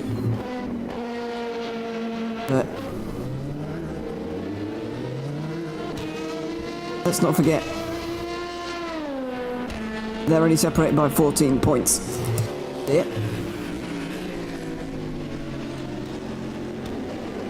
When the session ends here in official practice in just over 15 minutes time, we'll be taking a commercial break, and then we will be showing the official preview show that's currently available on YouTube, but we'll be showing it live here as part of the official practice broadcast. Alex Goldschmidt and Yusuf Bin Sahel previewing the weekend's action. We did plan to get it out a little bit earlier, but certain things have tripped us up and got in the way, and so it was only just released just as we were commencing practice here this evening, but you'll get another chance to see it here at the end of the practice broadcast. We'll stick it on to the end. It's about half an hour preview show with Alex and Yusuf. Alright, yeah, make sure you stick around and watch that one.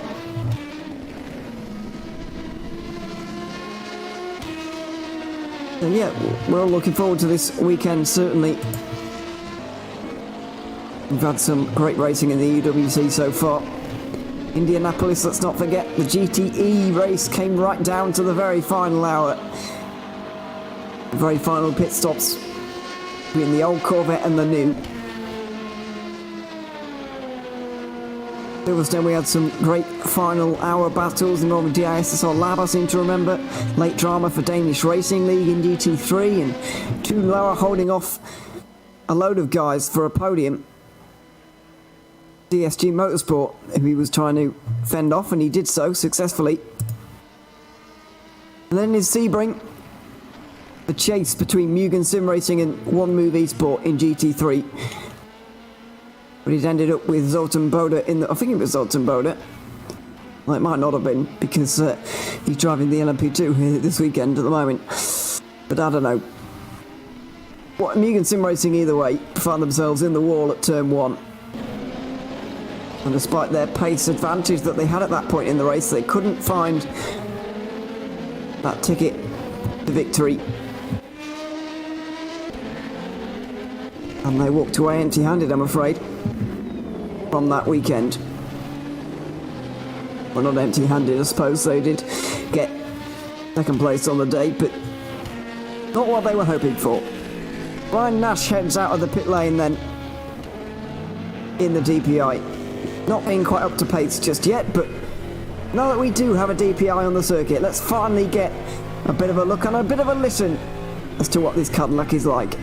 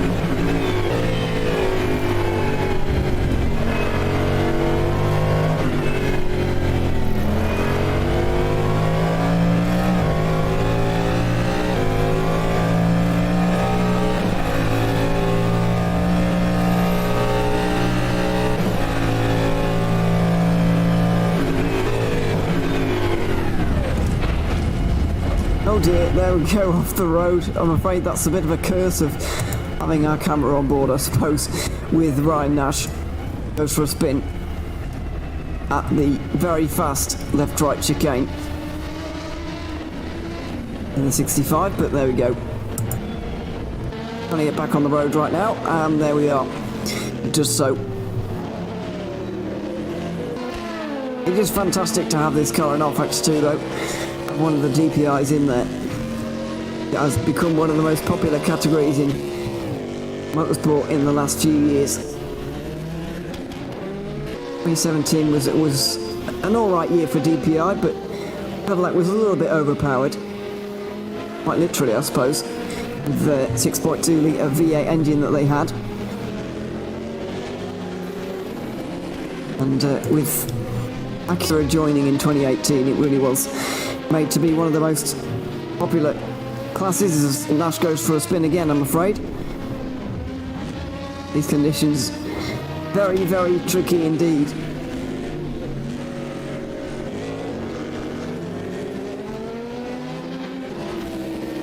And yeah, 2018, in my opinion anyway, was the best year of DPI anyway, because we had Cadillac, Acura, Mazda and Nissan all there.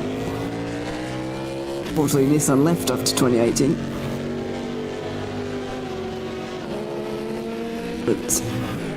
But hopefully they or the new category, I can't remember what it's called, LMDH or whatever it's called, is going to be a good new era. And hopefully we get some nice new cars in R-Factor 2 and the other dims well, kind of because of it. Hope so. Obviously can't at the moment because the class doesn't exist yet, but you get the point. Current hypercar class in the WC probably isn't going to last that long, really. It's a bit of a bridging era between LMP1 and LMDH, but we shall see. As I said though, great to have the Cadillac on the sim, and great to have satellite racing back, really. They did do Indianapolis and came second in that race, but we're never really at the races with that hypercar, and I don't think it was particularly popular with the drivers.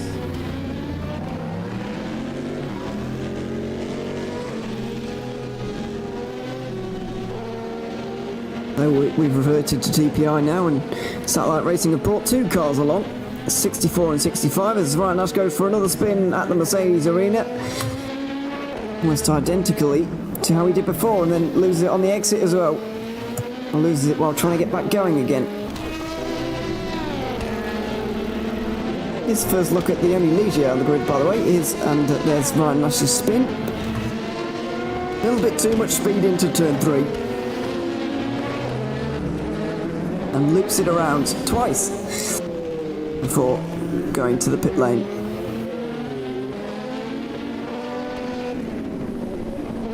E32 Racing currently 13th in the standings. This is their LMP2 effort, along with their GT3, which they have now added. This is the white LMP2 spun off in the background there. Didn't quite see who that was though. Oh, and off the road. Dylan Claver. The Dutchman flying, but I'm afraid off the road for a brief moment. Oh no, I've seen a very interesting development in GTE. Might just have to cycle down to this for a moment, if you don't mind. Because that's a bit of a jam in the garage.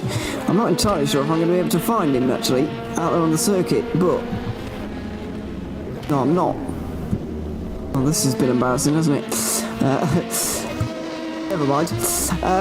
What I have just seen was Boya Milan getting onto the server in the World of Sim Racing 51 GTE. Well, let's see if my eyes weren't deceiving me. That is Boya Milan.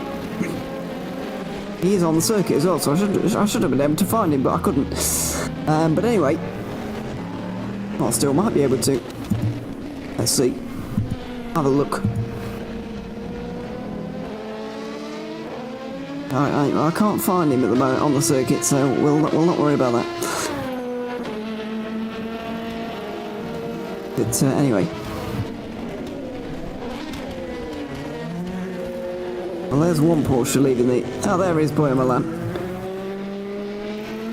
He drove for Monaco at Le Mans, if you remember, in the GT3 category, and they absolutely annihilated everybody in qualifying. Completely disintegrated the field. It was a good 5 seconds in the end on the average. But and we're never really there in the race. And they didn't end up winning it. So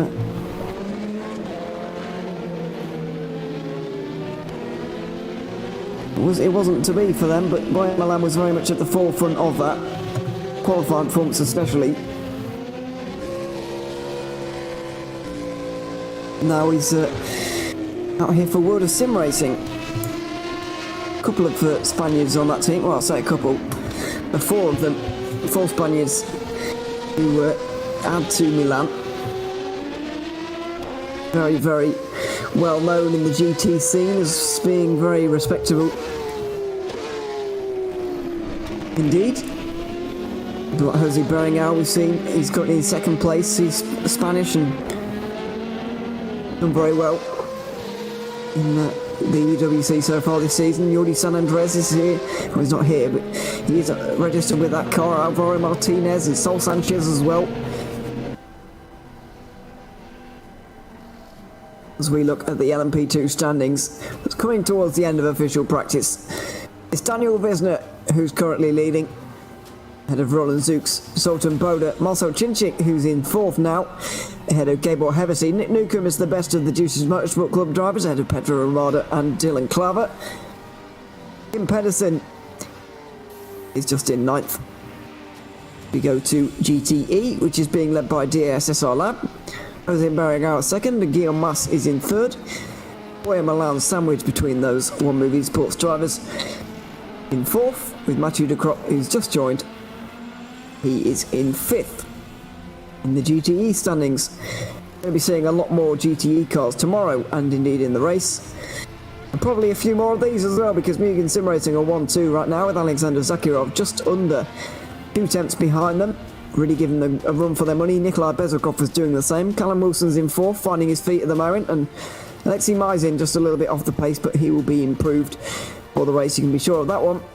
With B32 Racing's new GT3 car in 6th. Finally, oh, I thought it was going to show us DPI, but it's not. So there's LMP2 again. But there you are, there's the standings. There's Boya Milan, he's just gone in the pit lane. Yeah, DPI's not been shown to us, but I can assure you that there's going to be more of those to come as well. Here's Guillaume Mas, by the way. We haven't been able to see too much of One Movie Sports so far, but here they are. As I mentioned, really waiting for that breakthrough in GTE. With people like Guillaume Mas and Mathieu De Croo in their team, they really should be able to put in a good performance, and I think they will do at some point.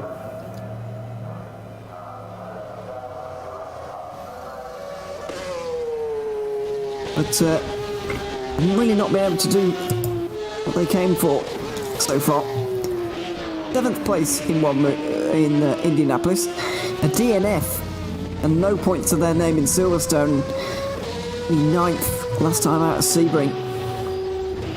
Especially considering the fact that in 2 podiums in GT3 for the One Movie Sports team, and of course they put in a good performance in LMP2 last season, winning at Matsusaka in the 24 hours and getting pole at Nürburgring, let's not forget. They showed themselves to have the pace against teams like Rookie Monsters and ID Sim Sport as well, who were there. They might be a little bit disappointed, but no reason why they can't get up there and get near to the guys like DISSR Lab and Jose Barringaro as well, who's really above them in the standings. There's that traffic jam in the pit lane. Don't know what that's all about, but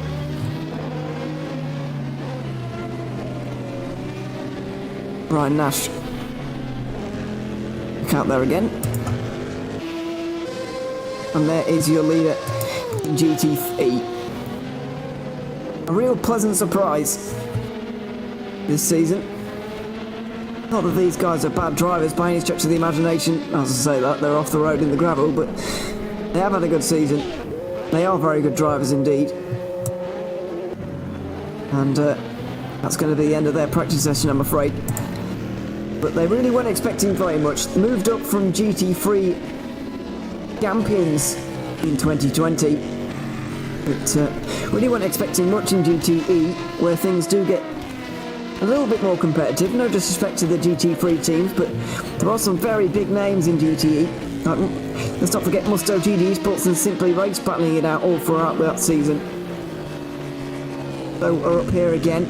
Wood Sim Racing now involved, along with Volante Racing, some real powerhouses of sim racing right up there. Though yeah, they've done very well. But for DISSR Lab, and they're going to take victory in official practice. Mugen Sim Racing are going to take a 1-2 in official practice for GT3. And McLaren looking very, very strong indeed, with Alexander Zakirov not too far behind. Nikolai Bezrukov up there as well. Oh, Ryan Nash getting things all a little bit wrong there. But let's take a final look at the standings before we sign off and show you the preview for this weekend. It's Daniel Wisner who has taken the LMP2 category by just over a tenth in the end, in front of Mugen Sim Racing. Apparently the standings aren't a bit shy at the moment. They're not willing to come up. Oh, here we go. We're finally going to get a look. And they've decided to show themselves, and here we are. Daniel Wisner takes it in LMP2 ahead of Roland Zux and Zoltan Boda running out the top three, with Marcel Chinzik just under half a second behind, and Gabor Hevesi as well. So that's three teams and 5 drivers separated by half a second. Nick Newcomb just under 2 seconds down. Pedro Ramada, Kim Pedersen, Ben Corbin and Christopher Kierneck rounding out the top 10. In GTE, DSSR Lab take the mantle of winning the official practice session ahead of Jose Berenguer second, Guillaume Mas third, Boyo Milan in fourth, who's really not had very much time out there on the circuit, and Mathieu de Crot as well, who has had even less time and hasn't even turned a wheel in official practice. And here it is in GT3. Many of these guys have left now, but it's Zoltan Varkingi who's going to be there at the very end to take victory ahead of Alexander Zakirov. Alan Wilson there in third. Alexei Maizin as well in fourth, along with the B32 racing car in fifth, having their very first GT3 race of 2021, having come fifth in the points last season. That's it for official practice then. We've had 2 hours of racing, mostly in the rain. It's just starting to dry up now, just as these guys are going to be leaving the circuit. We're going to sign off for the evening now, but don't forget to stick around. Coming up after the commercial break, it is the preview show for the 12 Hours of Nürburgring, presented by Alex Goldschmidt and Yusuf Bin Zahel. So make sure you stick around for that. That will be coming up after the break. But from me, for now until tomorrow, it's goodbye.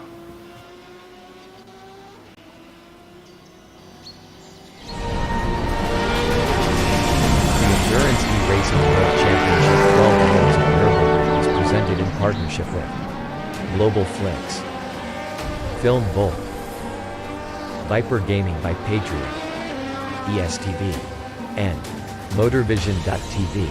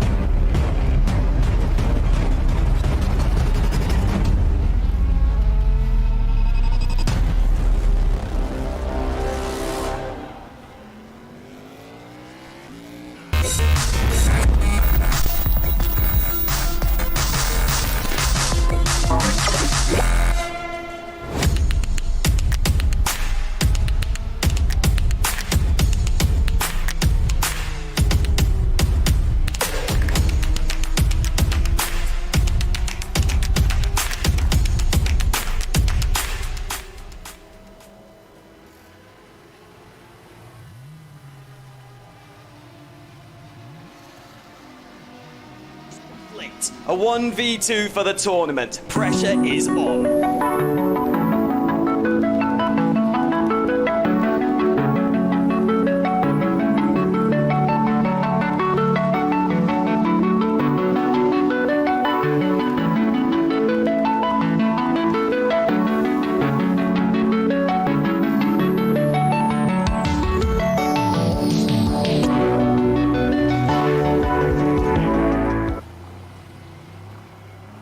Racing for Green is here to help you carbon neutralize your racing.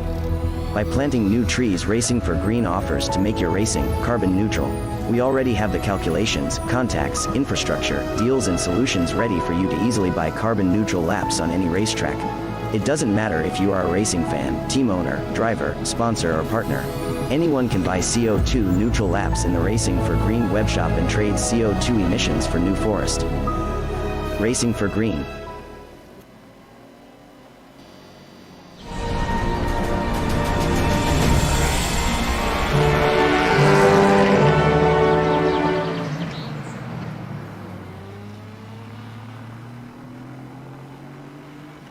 everyone. Welcome back after a lengthy hiatus as the Endurance E-Racing World Championship returns here on GTR 24H.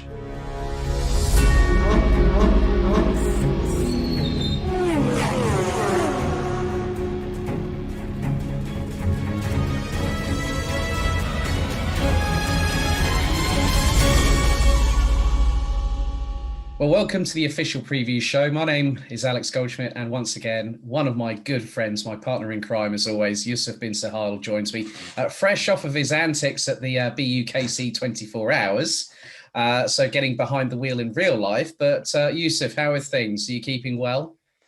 Yeah, I'm doing quite well. You mentioned, lengthy hiatus, and I thought, well, since we're having a hiatus, I might as well get myself some track time in. But even at GTR, we had that little old Nürburgring at 24 hours, and we've been having some of the hill climb events as well. So I'll be getting in a little bit of racing. But that being said, I'm excited to be getting back to the main event, the Endurance E-Racing World Championship. Yes, round 4 coming up this weekend, and it is the once around the clock at the Nürburgring Grand Prix circuit. Not the Nordschleife that we had just a few weeks ago. Unfortunately, there were some technical issues at the studio, which meant that we weren't able to broadcast the whole of the event. We were really, really looking forward to it. Myself, Yusuf, and you and O'Leary, as well as John and Peter over in Denmark. We were really looking forward to it, but obviously things did happen. We can only apologise about it, but we have to say a big thank you to the teams and the drivers for putting up their relevant Twitch streams. So it meant that you were able to keep up with the action, irrespective of the fact that the main event that we were hosting didn't quite really go off as planned. But apart from that, I mean, Yusuf, it was a really, really good event. We saw that Burst Esports, with the likes of Yoni Simoncic, I mean, that qualifying session on the Friday, which myself and Ewan commentated on. Never in my wildest dreams would I see that Yoni Simoncic would have decided, right, let's go on a binge of speed in this Audi R8. And they were true to form. They took the overall victory for the second year in succession.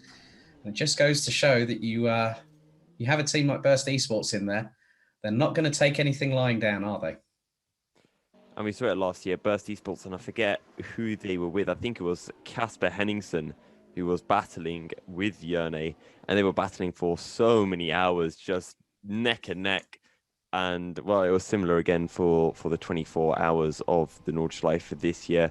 Great to see Jerne out and, where we kind of expect him to be, which is with that rocket-like pace and somewhat dominating. So, yeah, good to see the Nordschleife happening and a fantastic race as well. And also, speaking of the Nürburgring Nordschleife, news broke earlier on in the past 2 weeks that the late Sabine Schmitz has a corner officially being named after her. It's at turn 15, which is the left-hand hairpin, which is, funny enough, not named, and it's just before the right-hander at Hatzenbach. And that effectively becomes official as of the next NLS, what formerly was known as the VLN series. And that will be instigated as of September the 11th. It was something that our very own John Fabricius Terrell was very, very adamant in saying, well, it needs to happen. And when I posted it in the GTR 24H commentators Facebook group, he said, told you. And yes, I do stand corrected, John, but still by the amount of people that managed to make that happen, it did work out in the end. So it's really good to see that's happened, Yusuf. I think that's a real fitting testament to the character and the person that Sabina was, as well as being the only woman to ever have won it. And what's more, she won it in a BMW E36 M3, and she won it 2 years on the trot. Yeah, and Sabine was a fantastic ambassador, not just for motor racing, not just for Nürburgring, but also for female racers, aspiring female drivers. So it's fantastic that she does have a corner named after her. It's also rather cool that there was still one corner left unnamed. I don't know if there are any more unnamed corners at the Nordschleife, because there seem to be a ton of named corners, and thankfully Sabine is on that list as well now. Yes, so now we turn our attention. There's been a few developments since the third round at Sebring International Raceway. Firstly, the biggest news that came out of absolutely nowhere, Drillers Esports, now defunct. So quite a few drivers in that team, the likes of James Juba, the likes of Henry Simic, Martin Hemmingson, now having to scurry around and find a new home. So that has really changed things.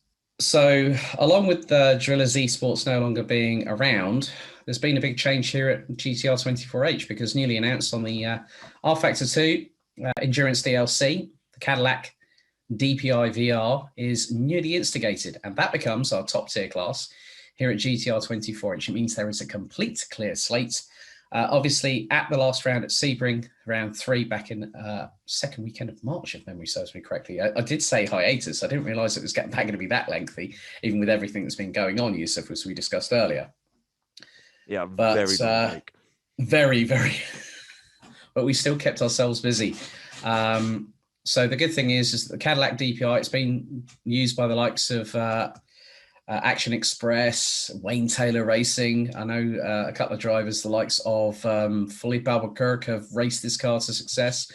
The Cadillac DPI has won the Rolex Daytona 24 Hours 4 years on the bounce from 2017 to 2020. It's won 91 races out of 41 starts. It started with a 6.2 litre V8, a bit like the Mercedes AMG GT3, but then its capacity in terms of engine power has also been reduced. Now, apparently, Omicron Sim Racing were the closest, and I say that with a pinch of salt because we saw how ruthless in terms of aggressive driving characteristics, especially when we saw the likes of... Now, who was it? Was it Henry Simic that had that massive off and went into the shadow realm? I think it was round 2.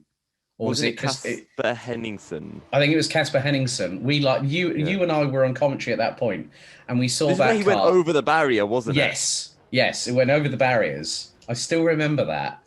And that then, was round 1, I think. Oh, that was Indy. That was Indianapolis. Indy. Yeah, it was. Oh, yeah. And they still came back and won it. Yeah, much to it was impressive. Much to the unwanted chagrin of Thomas Garcia. But Omicron are now back. They do have 2 podiums so far this season. They got 3rd at Indy and 2nd at Silverstone. So they're going to have the identical lineup led by Thomas Garcia. And hopefully they're going to look to take victory here at the Nürburgring.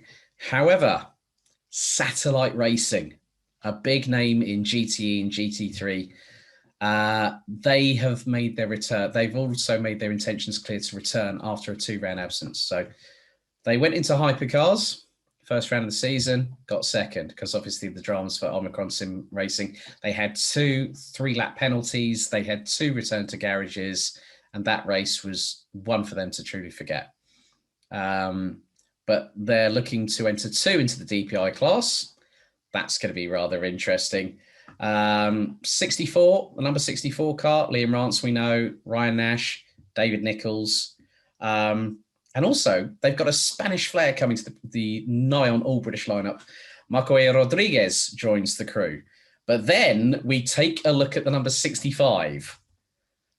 James Juba, Henry Simic in that lineup. Straight away, Yusuf.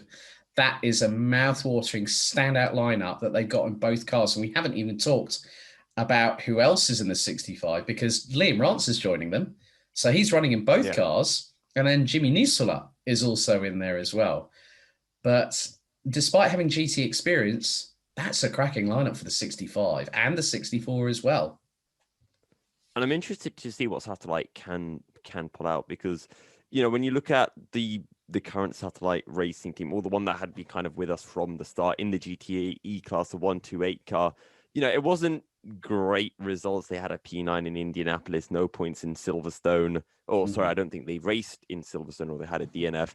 And in Sebring, only 8 points. So, you know, this could be a big, you know, call-up for them. And now, with a team in the DPI class starting from fresher points, you know, it's Pinsim Drillers no longer with us, has kind of given us an opportunity to try out these DPI cars. And I don't think the DPIs are really going to be too much quicker than the LMP2. So there's a chance that the likes of Vargas Sim Racing could even be joining in that battle somewhere. We know how insanely quick they are.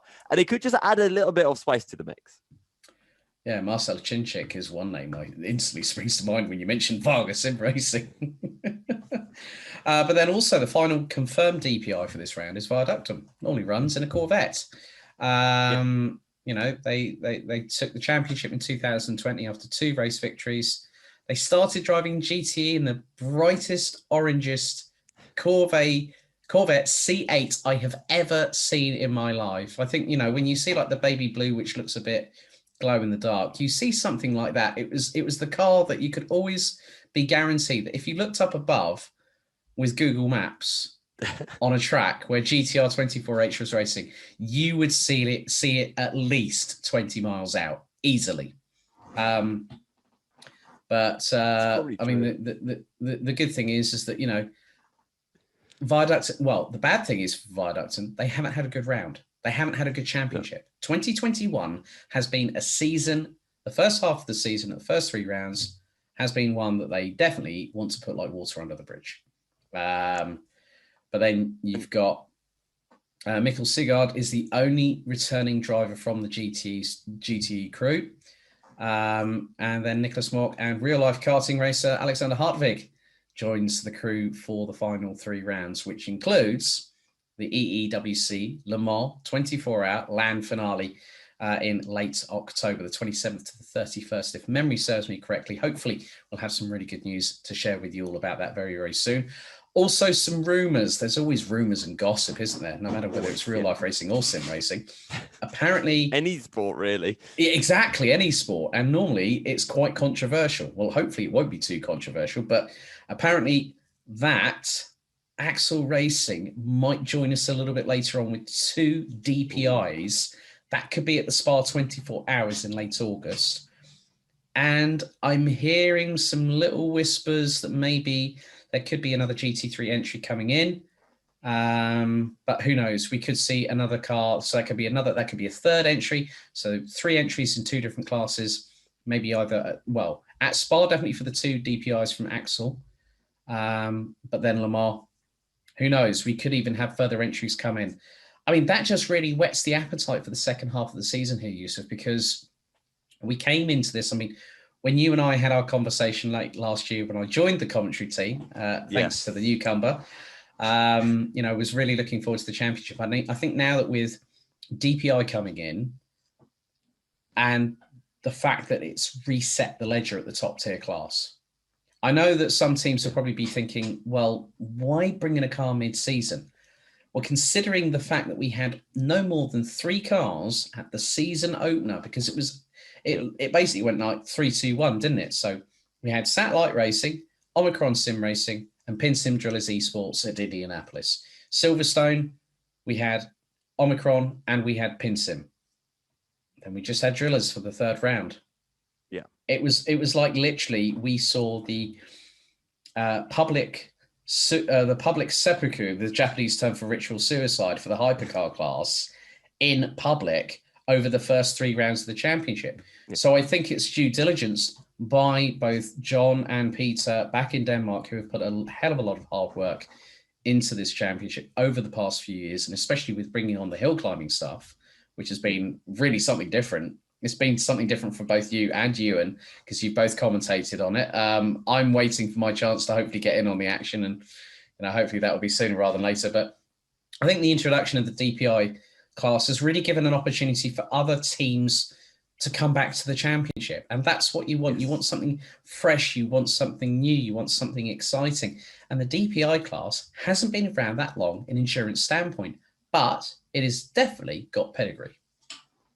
Yeah, and you've already mentioned, and I should say Ewan has mentioned a lot in his article. For those who haven't seen it, make sure to check it out. It's on the GTR website, and yeah, the DPI classes are already, or I should say the Cadillac DPI has already won a fair few events, and it gives an opportunity for teams to jump in. It's fairly late on in the season, which means maybe some of those teams that weren't quite as sure whether they could commit for a whole season might now be interested, and we can see them come in, because you always have that case. I think for anyone who's run an event, you always know that a week before the event starts, you're all of a sudden going to get loads of entries. When you thought that you only had 10 entries, all of a sudden it jumps up to about 25. And then at the same time, over the course of a season, the numbers do start to dwindle as things do pop up for different entries. So it's good to see that there's going to be new cars making their way and new faces as well, and maybe some old faces joining those new faces for effectively new teams in our new DPI class. Yes, so the circuit, which we'll be racing at once around the clock, starting from midday Central European summertime, this coming Saturday, the 26th of June, we go once around, well, effectively once around a 12-hour span. Free practice gets underway 8 p.m. Central European summertime this coming Thursday, and then both qualifying sessions, qualifying 1 and qualifying 2, we start at 7 p.m. Central European summertime on the 25th, which is this coming Friday, and then 9:30 p.m. for qualifying 2. Let's have a look at the circuit now, Yusuf. Just under 3.2 miles, okay, 15 turns. A lot of the drivers will be thinking, well, we had a great test at the Nürburgring. Might be able to have a chance to relax after the Nordschleife. But oh no, it's a very different animal. You know, we've had three very different tracks so far. Now we've got a fourth. I think, I'm just trying to remember.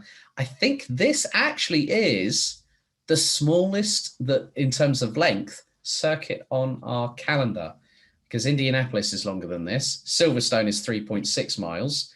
Sebring, I think, was a little bit longer as well. So I think we're in for a very tight and technical display of precision, accuracy, and waiting to make the strategy count.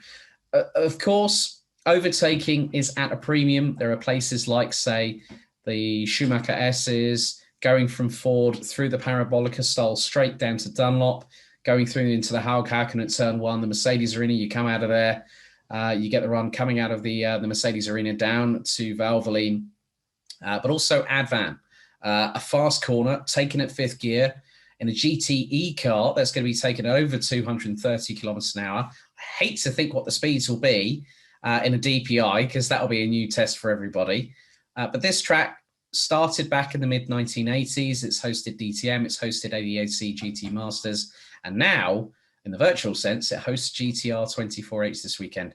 What are the particular parts of the circuit that really intrigue you the most in terms of a commentator perspective?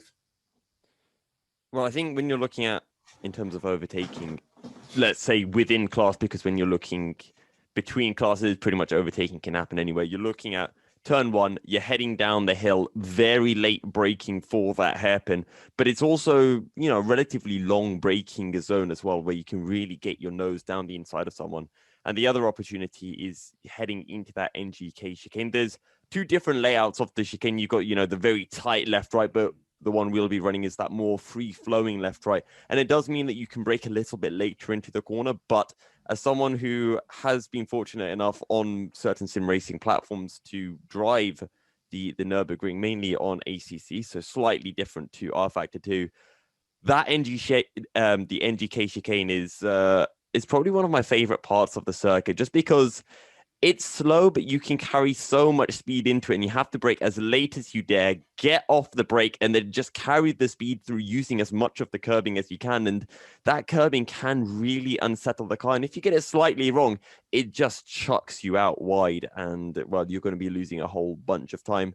Other place to watch out for, Schumacher S. Very fast left-right, pretty much flat out if you can get the entry right. And I was actually speaking to Tiziano Brioni in my interview, and after the interview we were just kind of discussing different sims and how they work, and we were talking actually a little bit about the Schumacher S, because I was saying I can't take it flat, and Tiziano was saying you probably don't want to take it flat, because if you take it flat, yes, you might be able to take it flat and gain some time, but half the time you're probably just not quite going to get the entry right. And all of that time you gained over the previous laps through that particular corner, you'll just lose instantly. And that's something that you always have to consider in the race, not just in endurance racing, in sprint racing as well, compared to qualifying. Can you do it consistently quick? And that is what matters.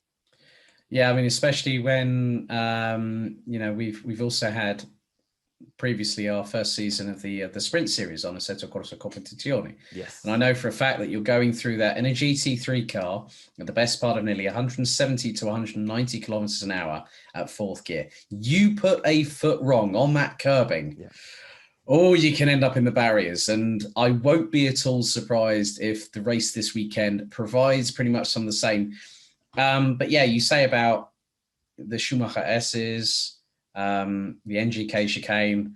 One of my favorite ones is actually turn 1 going into the Mercedes arena. So going into the Haughaken, and I've seen it before on multiple other different platforms where people have actually taken the outside line approach to get the cutback, to get the inside run through into the Mercedes arena, and they have made it work. So that's another perfect opportunistic place to overtake.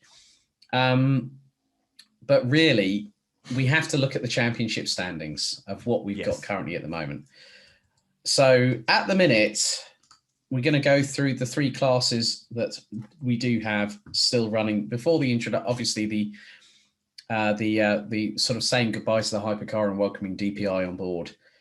So LMP2, well, we don't really need to say much about Vargas Sim Racing. It has been a perfect season. Perfect season so far. Will that be broken? We'll find out very, very soon later on this week. Probably not. Yeah. Sorry, frog in my throat there. I'm dropping the caster curse this early on, you know. You know what? Because you want it. You want it to happen. You want something like maybe say Juices or Mugen to sort of like put the frighteners on the apple cart and rock the boat, so to speak. Well, talking of Juices and Mugen, they're both equal on points, 35 apiece. Vargas Sim Racing have got a 46-point advantage. Yeah. They've had pole position, completed race bonus, every single victory. If there was a point for fastest lap in each race, they'd have that as well. Ramada Motorsport, go on. I was just going to say, you know, Vargas Sim Racing, if they win the next 2 races, they've won the championship before the double pointer in exactly. Le Mans. That's one thing that we keep on forgetting to mention to you people out there, that Le Mans is a double points round. And I couldn't think of anywhere else to do that, to be honest with you.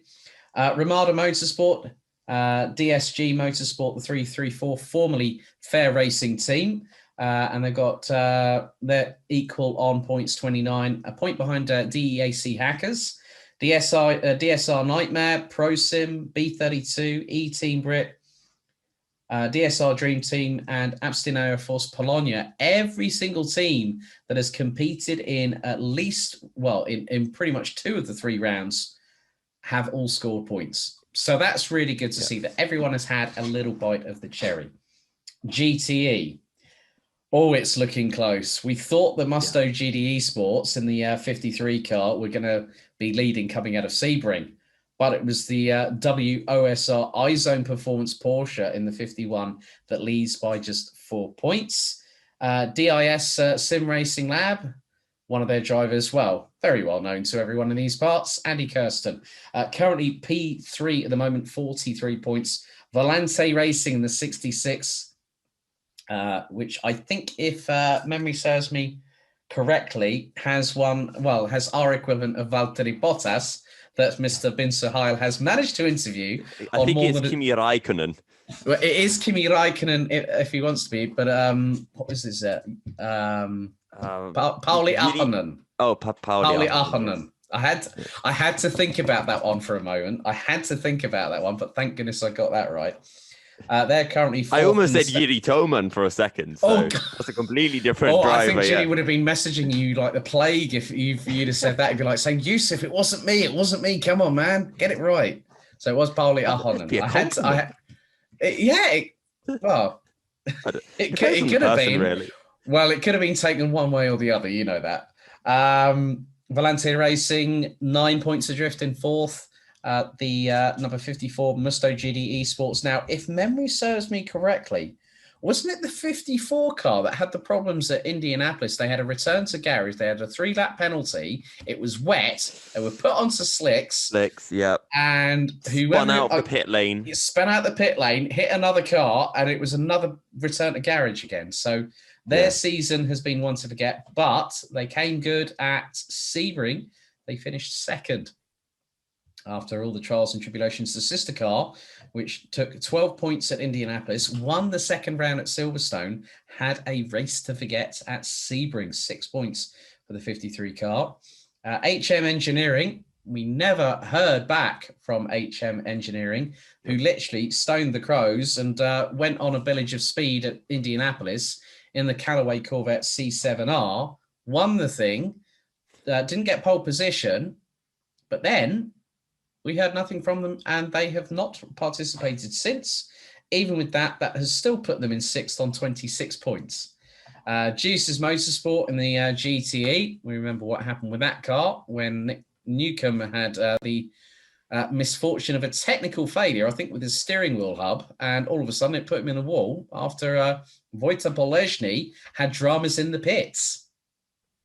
Deuce's Motorsport were also the ones who took pole in Indianapolis, and then Yes. Nick Newcomb's PC just crashed, and he just went straight on at the straight and essentially caused the DNF for them, entirely out of his control, and really shot Deuce's in the foot as well. Yeah, the 67 Volante racing car is 5 points behind the Porsche GTE from Juice's. ID Simsport, they're on 12 points. One Move Esport in the 31 Ferrari. They have had flashes of brilliance, but they need to start gathering a bit of pace. And especially when a lot of them are French drivers, pretty much the whole team is a French crew, they will look to battle hard at Le Mans.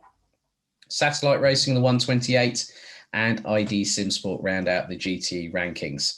Then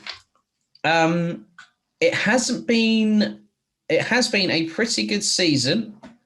2 wins out of 3. Unison Racing, the all-Russian crew in the Aston Martin.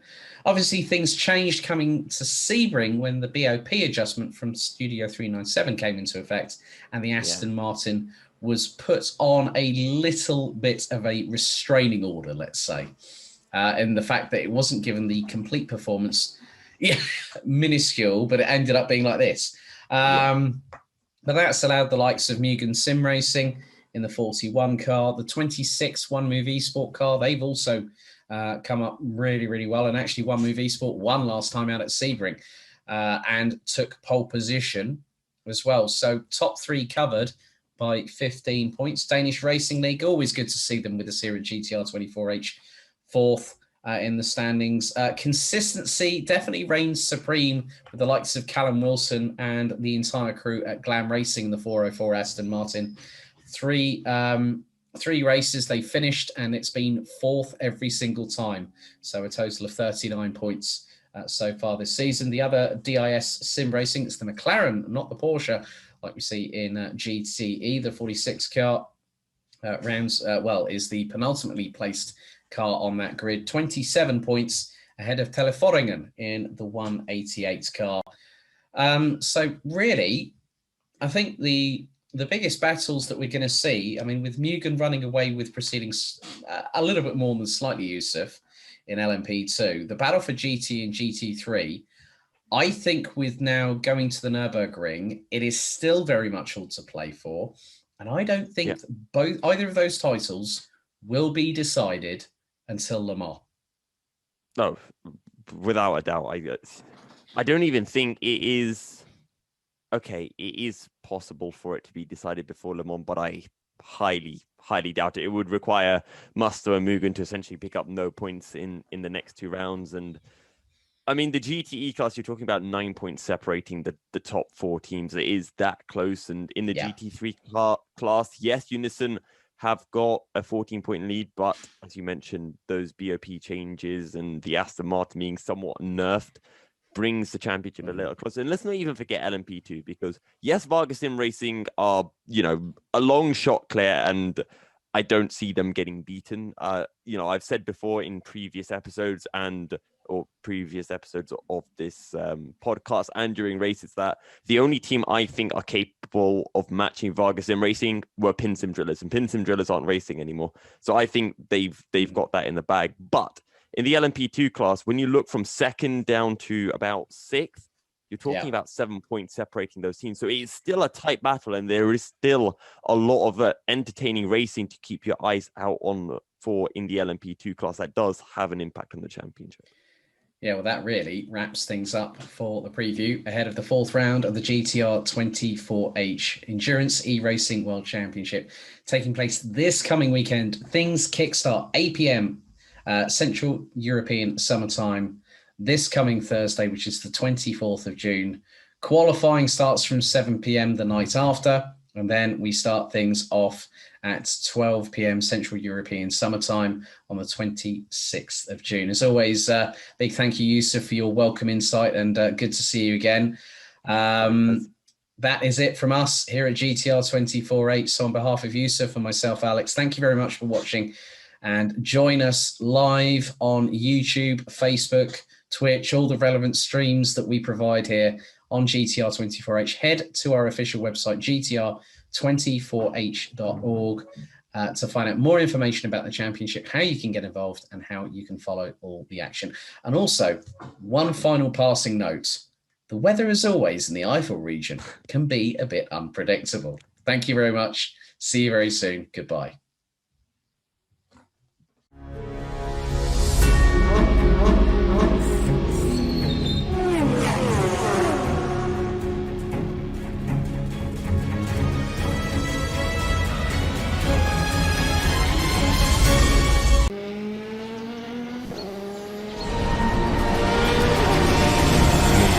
Racing World Championship 12 Hours on Nürburgring is presented in partnership with Global Flix, Film Volt, Viper Gaming by Patriot, ESTV, and Motorvision.tv.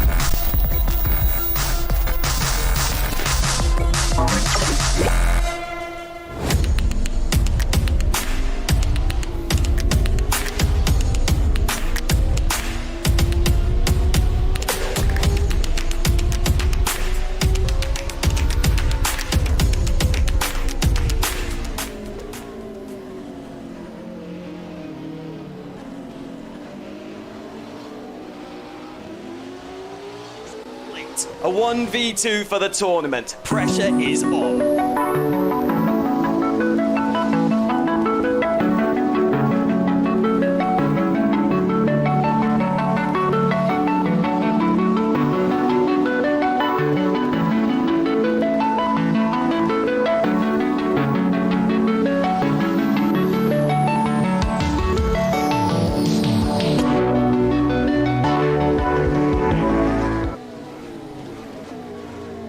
Racing for Green is here to help you carbon neutralize your racing. By planting new trees, Racing for Green offers to make your racing carbon neutral. We already have the calculations, contacts, infrastructure, deals and solutions ready for you to easily buy carbon neutral laps on any racetrack. It doesn't matter if you are a racing fan, team owner, driver, sponsor or partner. Anyone can buy CO2 neutral laps in the Racing for Green webshop and trade CO2 emissions for New Forest. Racing for Green.